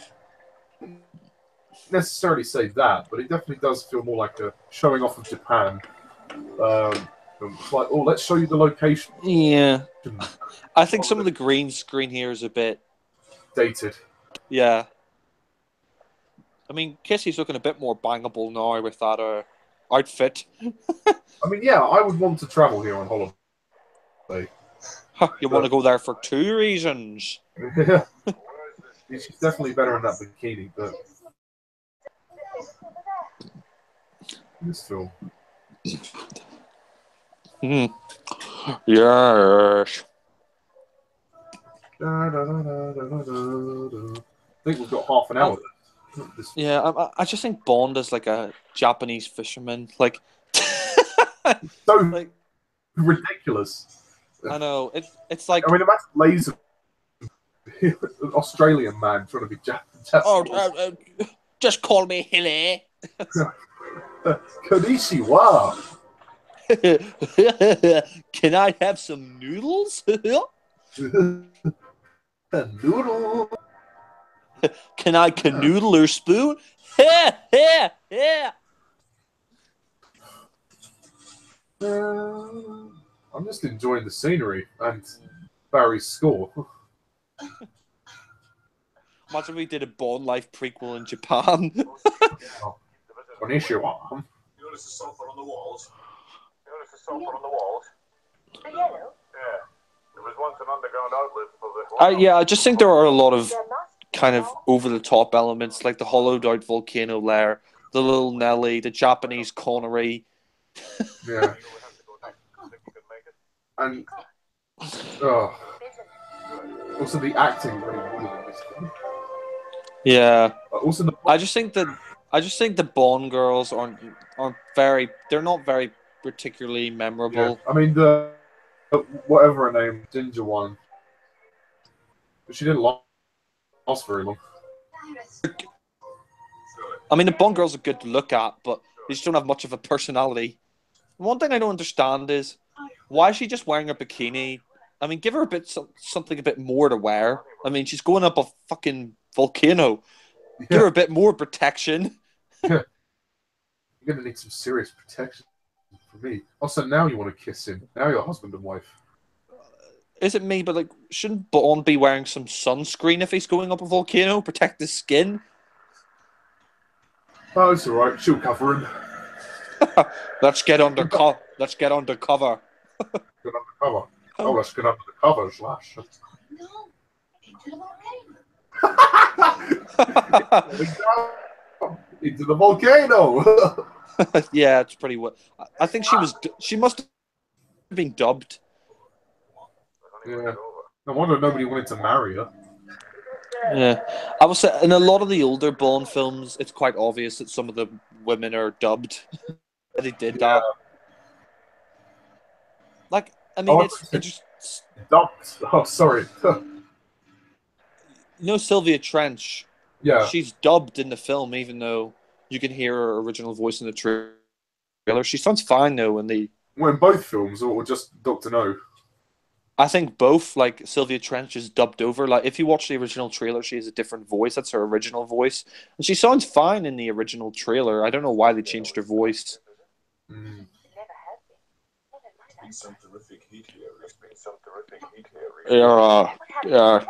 Yeah, Kissy, can you go in and show Blofeld your tits? Give him a distraction. I didn't need to. It's interesting that we have these scenes in the Pentagon.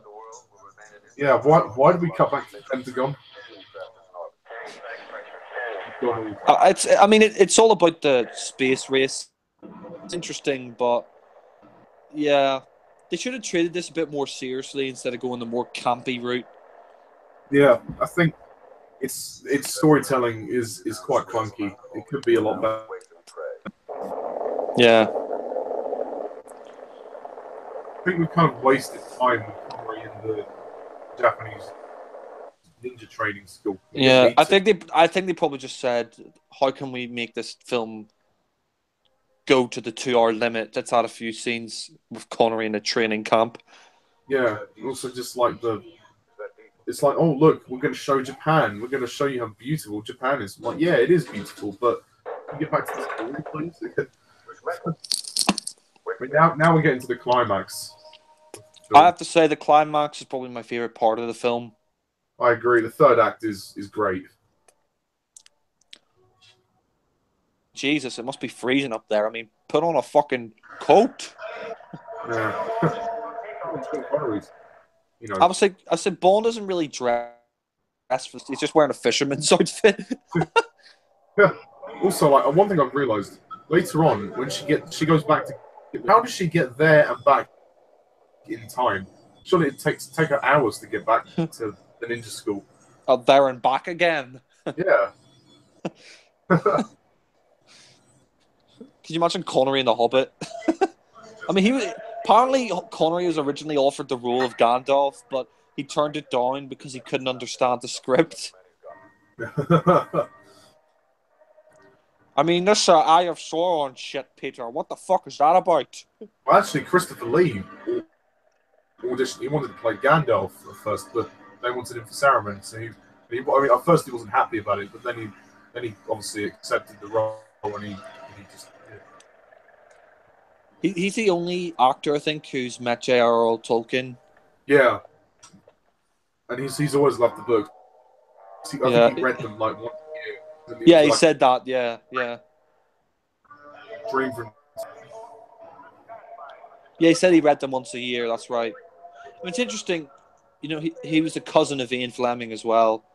Yeah, I think he met Fleming, didn't he? Yeah, he was his cousin. Yeah. Yeah. I think they had a pretty good relationship. Yeah. And Spider-Man does whatever a spider can. Spins a web any size. Catches thieves just like flies. Look out. There goes the cyber brig. Oh God, do you remember Cyber Brig? Oh God. I'm going to try not to. It's a funny parody. His rest in peace is ignored. Action is his reward. Yeah, the sets, I agree, by Ken Adam. Great job. I mean, one thing I will say about this film, the sets have not, I think. I think they were very focused on making it bigger and better. Like the scope has become kind of the center of this movie. It's the story. biggest. Yeah. It's the biggest. It's the best. It's Bond and beyond. 120 nautical miles altitude. I mean, yeah, that's what, everybody goes on about Moonraker being silly with all the stuff in space. What about You Only Live Twice? There's a lot of space stuff in this as well. Yeah. Even though they don't necessarily go into space, it's Although, still revolved around a rocket. So, yeah, I know, but this bit we're coming up to soon. Bond dressed astronauts and he's about to get into the rocket. If Blofeld didn't spot him and stop him, Connery's Bond would have been the first Bond in space. It's true.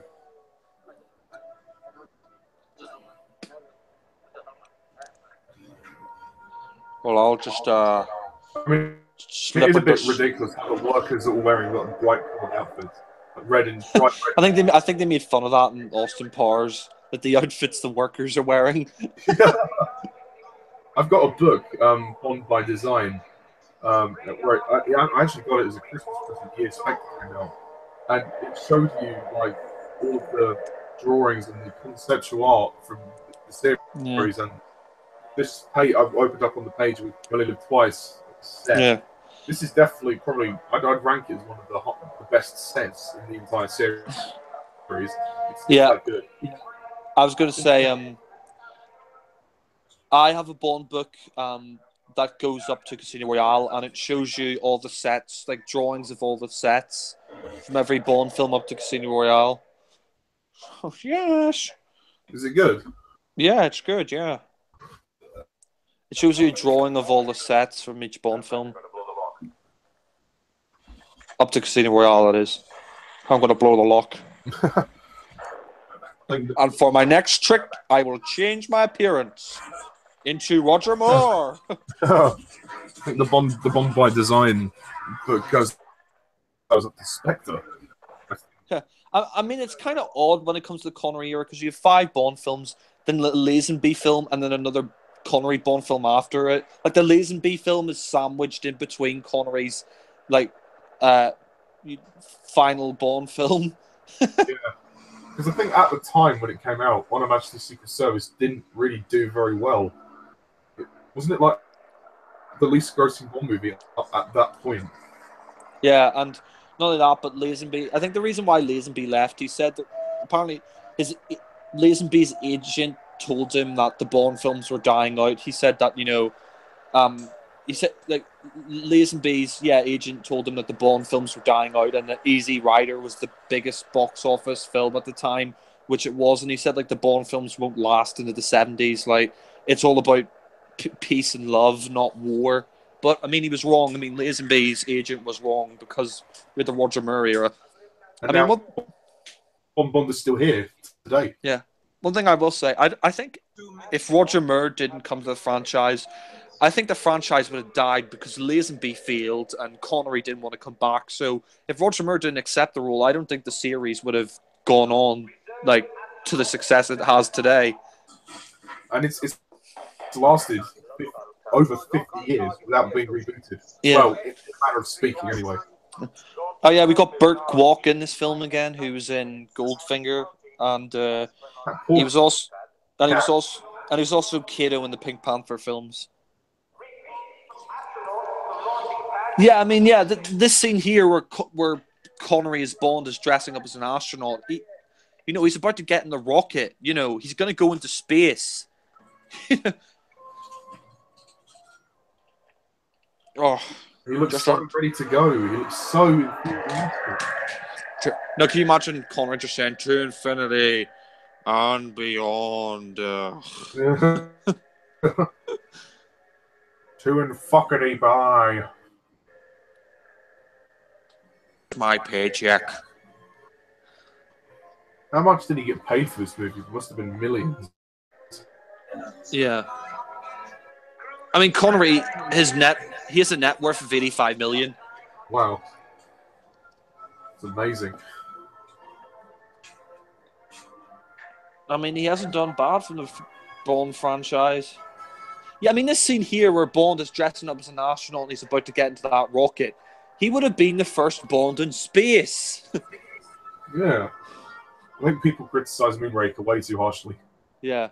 Like they say, oh, James Bond in space is ridiculous. But this scene here where Connery dresses up as the astronaut, he's about to take that rocket into outer space. If Blofeld didn't stop him, then Connery would have been the first Bond in space. Yeah. I mean, to be honest, if they did it now, it would be ridiculous. Especially I mean, it was ridiculous in the 007 Legends game. Daniel Raker. And actually, it wasn't Daniel Craig himself an impression of Daniel Craig. A really bad one. Yeah, but the video game likeness was of Daniel Craig. Like, it was a Daniel Craig character model. There's also a Die Another Day as well, which was just what? Weird. And we have the reveal here of Donald Pleasance as Blofeld. That poor cat must have been petted so much it would have been strangled. Yeah. James Bond. Like, when he sees Blofeld, he doesn't look surprised at all.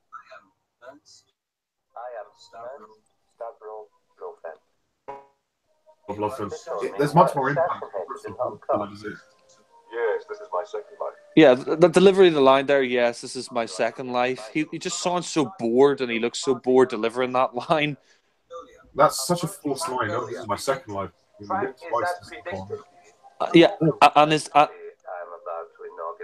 I mean, Donald Pleasance, I mean, I will say the look of him is great. I love the look of Blofeld, but he's just so boring in the role. It's just like, oh, hello, Mr. Bond. I am Blofeld. Yeah. I mean, Christoph is I was actually quite threatening. Yeah. Yeah, I mean, Donald Pleasance, the look is iconic, the scar and all that, but his delivery is just really wooden.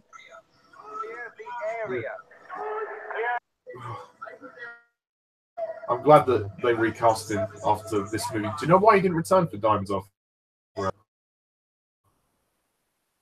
Service, sorry. T-minus 1 minute, 30 seconds, and counting. With target vehicle. Oh, right. Now in readiness. Astronauts ready on bird. All systems are go. Open fuel. Thunderbirds are go.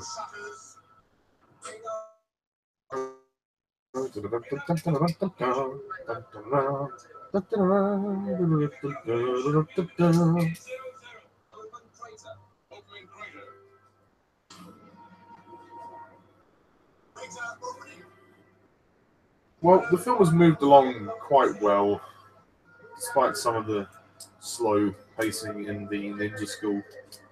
And you know, we are nearing the sort of the end of the movie, so I'll give it that. You know, it's moving along fairly all right. So. Cool. Pressurized tanks open. Ventilator fans to full power. 10 seconds. 9, 8, 7, 6, 4, 3, 2, 1, 0. Ignition. Ignition.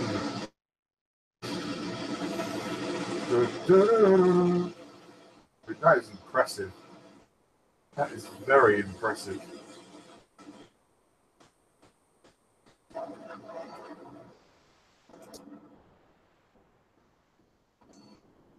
I'm still amazed that they were able to do that for 19.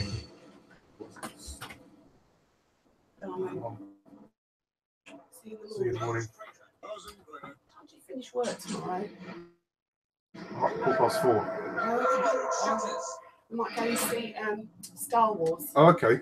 Excellent. Earlier rather than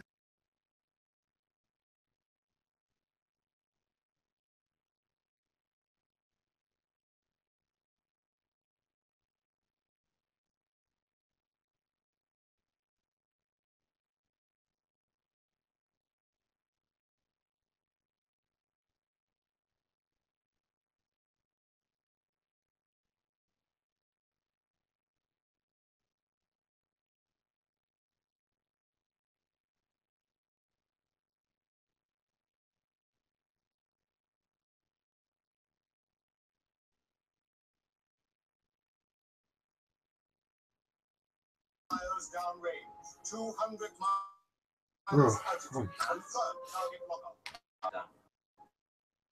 Blow them up as soon as they have captured the Americans. Here is the key. To operate the exploder button. Crater. Men into crater. Crater guns fire. Crater guns Fire. open fire.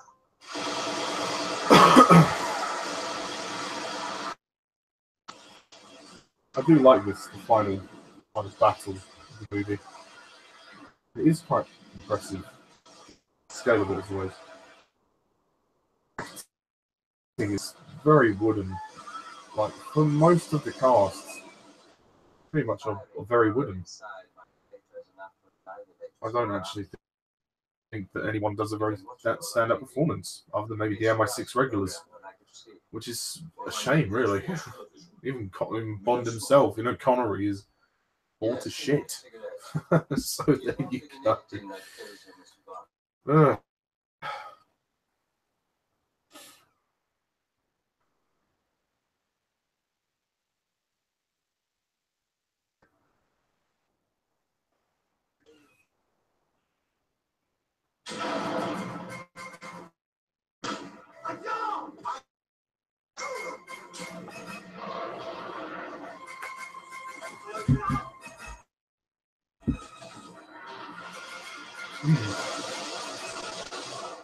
Nice floor.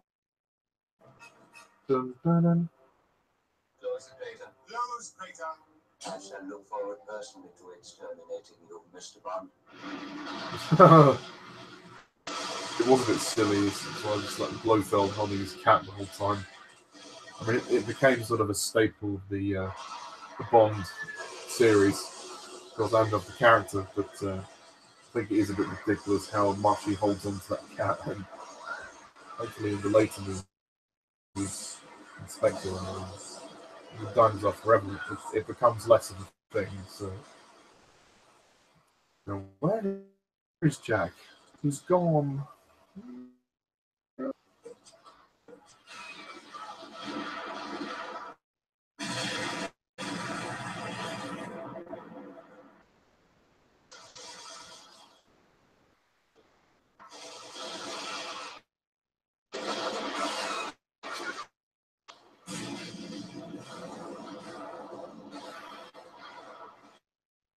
Close the shutters.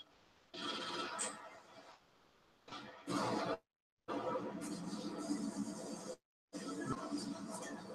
are now impregnable.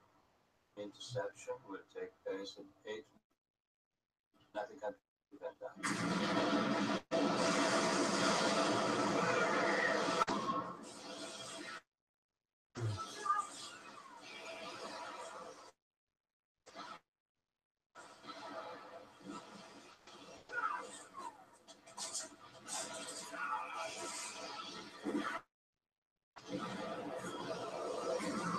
Well, that's great. When the ninjas come down on the ropes and shit kicks off. This is probably climaxes of the Bond series. It's epic. This is back to way. They should just start blowing the place. Even though as compelling as it could be, and leaves a lot to be desired, but nonetheless, and it's very well choreographed. There's clear samurai sword master who came in to choreograph, and it shows. It shows. So yeah, very, very impressive.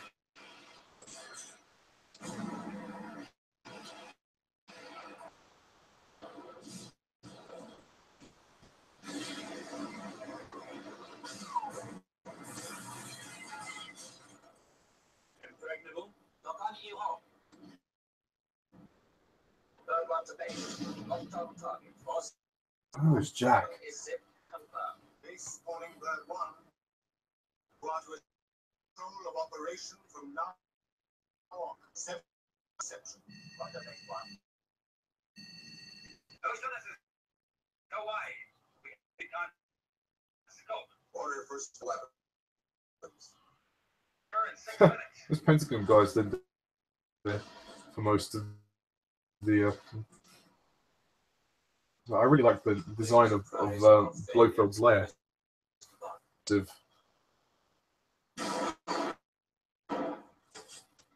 on. Good God, the cat's gone now. The cat got sucked out of its.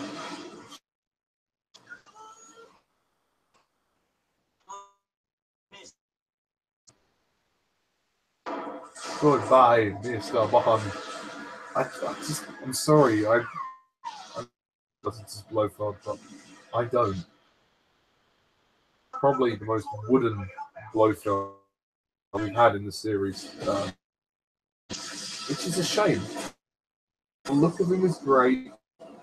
They have a lot of potential to make this guy work.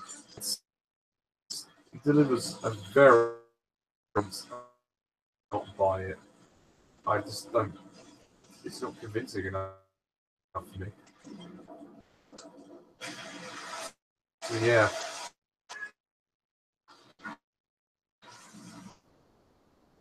Control room technicians. There must be no way up there.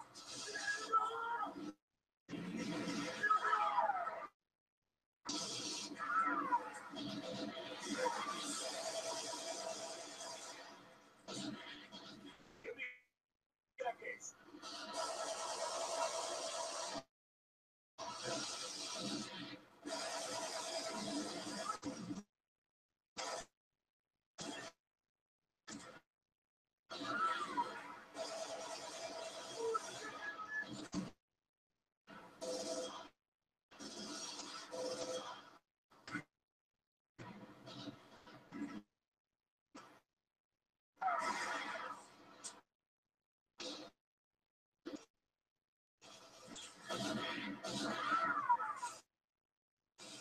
Back. Oh, welcome back. Yeah, sorry, I desperately needed to loo. Oh. This is You only shit twice, Mr. Bond. oh no, you don't. This is a good action scene, yeah. This is another random henchman. Huh.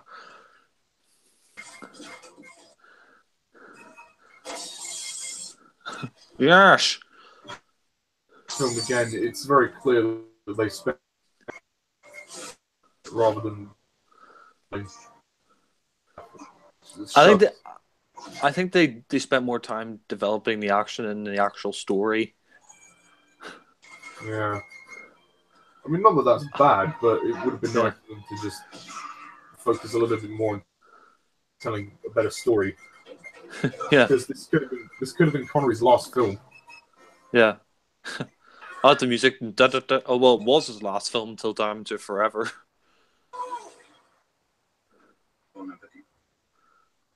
Bon appetit. Yeah. Yeah. Is it me, but like Connery, he seems to be like this Bond who like always leaves and then comes back. He left after He Only Lived Twice and came back for Diamonds Are Forever, then left after that and then came back for Never Say Never Again, then left again, then came back from a First of Love video game. Yeah. He clearly has a love-hate plot, so I'm not sure what the hell.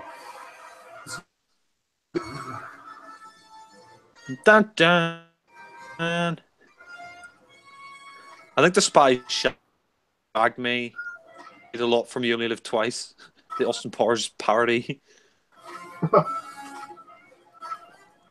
we're getting very close to the end of the movie. Yes. Yeah, he did it. By the way, you should review the Austin Powers films. I think you'd like them. Yeah, a lot of people have said that they're good, so I might give that a shot.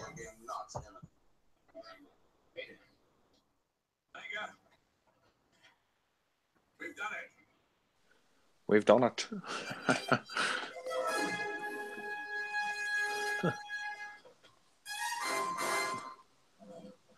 Blofeld. I mean, I think Donald Pleasance's Blofeld is revealed a bit too late into the film. It's only like the last 30 minutes he's revealed. Yeah. I think he should have been in the film more. At least with Christoph Waltz, it was like the last 50 minutes. Yeah. And then, plus, you have the scene at the beginning with the Spectre meeting. So Yeah, people say like Christoph Waltz's Blofeld wasn't in the film enough. I thought he was in the film. I mean, they kept this reveal until the second half of the film, but I thought he was in the film enough. yeah, plus, if you think about it, Waltz has more screen time than Pleasance. Yeah, my friend doesn't really. I think he said he preferred to Casino Royale the first time he saw Spectre, but now he says he prefers Casino Royale to Spectre. Does he still like Spectre? I think he thinks it's good, yeah, but I think he prefers Casino Royale and Skyfall. He thinks Quantum of Solace is shit, though, but fair enough. Unfortunately, a lot of people do. It's still got a good rating on Rotten Tomatoes, though. I mean, it's higher than Spectre on Rotten Tomatoes, which I don't understand. Yeah. I mean, I love Spectre. I saw it 5 times in the cinema, so, you know, I wasn't complaining. Yeah. I saw it 3 times. I know, you really like it. Yeah. I mean, like you said, when it first came out, it got great reviews. Then, as soon as it hit America, the reviews just went down. Yeah, unfortunately. I think some of that back projection is a bit bad now, looking at it. It's a shame. But it still looks great on Blu-ray. How about Honeymoon? But they'll never let you sleep. Let's fuck Kissy. Yeah. Hey, Kissy, why don't you kiss my cock? Imagine Imagine Bonds and acting so wooden. yeah, can you imagine Bonds and Kissy, kiss my cock? Yeah. Kiss me. Yeah. That is a bit convenient. There's the submarine at the end. Tell him to come below and report. It would be a pleasure, sir.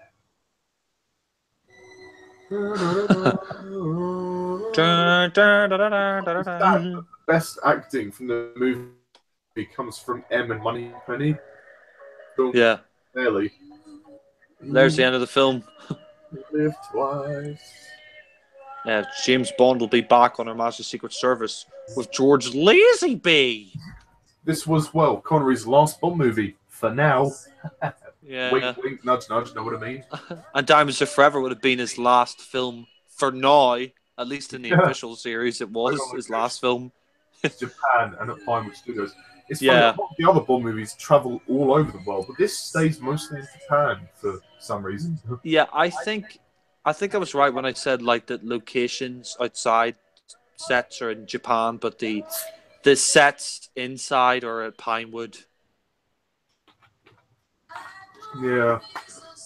Helga Brandt, that's her name. Yeah. Well, I enjoyed that. I mean, there was problems with it, but I enjoy it.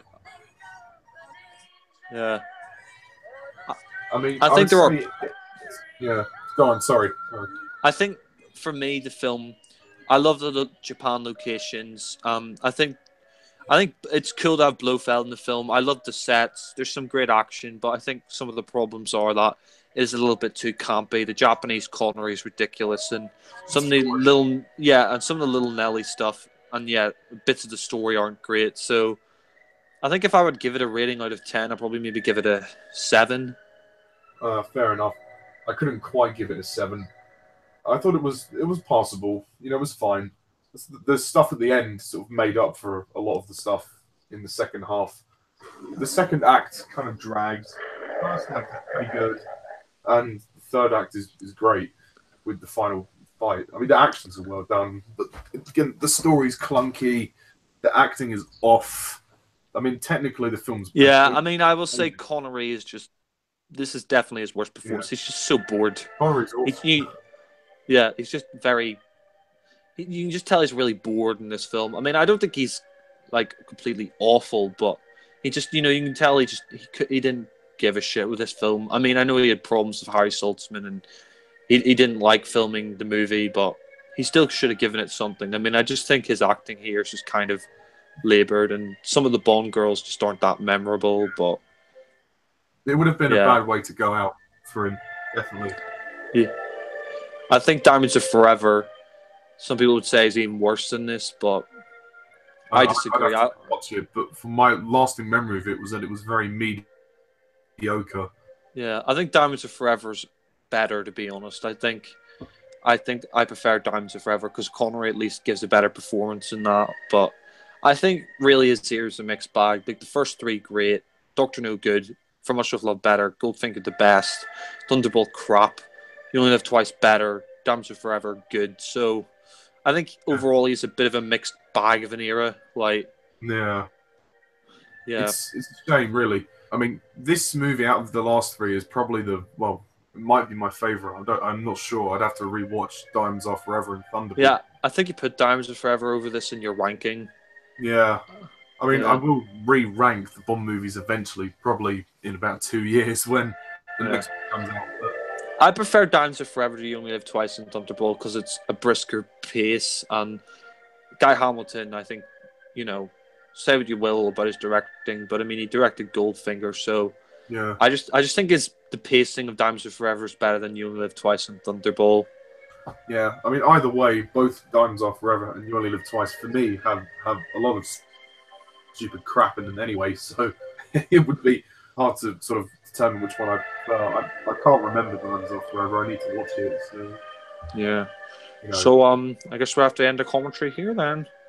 Yeah, I mean, although I'd definitely say it's one of the most ambitious of the series. Would you say that? Yes, but I just needed to get it in the right places. Joking. Fair enough. So yeah, that's You Only. Happy 50th birthday. Yay. To you. You smell like a zoo. You look like a monkey and smell like one too. No, I don't, Daddy. Oh, Penguins of Madagascar was on earlier today. What was it? I like Madagascar films. They're quite funny. The first one being the best. Yeah, Escape to Africa wasn't bad though. Yeah, I thought the second one was good. Was the third one any good? I never saw that. I like the third one, but it was quite crazy. It was a bit predictable. But Was it the worst of the trilogy? Yeah. it's probably the weakest, but it's still good. It's entertaining. But Yeah. it's kind of predictable. You kind of see where it's going. But it was a nice ending to the three, I thought. But I like to move it. You like to move it. God, yeah. But I mean, you only I didn't know till recently that was Sacha Baron Cohen. Didn't realize. No, I didn't know because he put on a voice. Yeah, well, he does do that. He puts on it's like an Indian accent, basically. Yeah, I love Ali G and Borat. Yeah, I never saw Bruno, but I heard it was really extreme. Yeah, Grimsby I wanted to see, but I never saw it. Yeah. I think it was like a Bond piss take.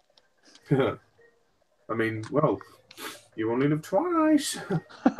You only eat rice. I mean, as I would say, it's probably not one of the films of the series, but it's definitely one to watch for its ambition and its effort. But I just wanted the story to be better and some of the acting, and obviously problems at the time didn't help. So there was a lot of problems behind the scenes, which is obviously noticeable in the final product. But for what it is, it's not a bad effort. I'd probably score it 6 out of 10. I'd give it a pass, but yeah, it had the potential to be a lot better. But can I ask you, why Yeah. I know it's been years now, but why was it your least favorite when you first did your ranking? I don't know. I think when I first saw it, I was bored, and I thought it was way too boring. But watching it again, I thought it was. Oh, it actually moved a bit quicker. And after seeing Thunderball, I was like, oh God. I mean, And watching Die Another Day again and reviewing that. Thunderball was so slow. So I think I went back to this one to see maybe it's not as bad as I think it is. And obviously it wasn't. I think I was just very young at the time, and it was the first time I'd seen it, so I never really taken a look at it properly. I kind of just got bored of it. But You just hated Japanese Connery. Lol. I thought that was stupid, but I still think there's a lot of silly stuff in this film. But it's it's watchable. It's passable. It's a fun, entertaining Bond movie. But What was that, penis? You only thought my movie was okay? Yeah. Mine are obviously better, Daddy. I mean, let's be honest about it. Oh, Golden Pie is better? Well, maybe. I don't know. I have to watch it. Fuck off! like, what would you say? Like, how it compares to the other movies? I think it suffers if you compare it to the first three, but I still enjoy it. It has enough good stuff in there for me to give it like a 6 or a 7. So, yeah. By the way, I'm gonna have to go now. So That's all right. Well, thanks everybody for watching and listening, and stay tuned for another commentary. And see you next year. Have a happy New Year, 2018. I'm Ollie Pajak. This is Jack McCullough, and see ya.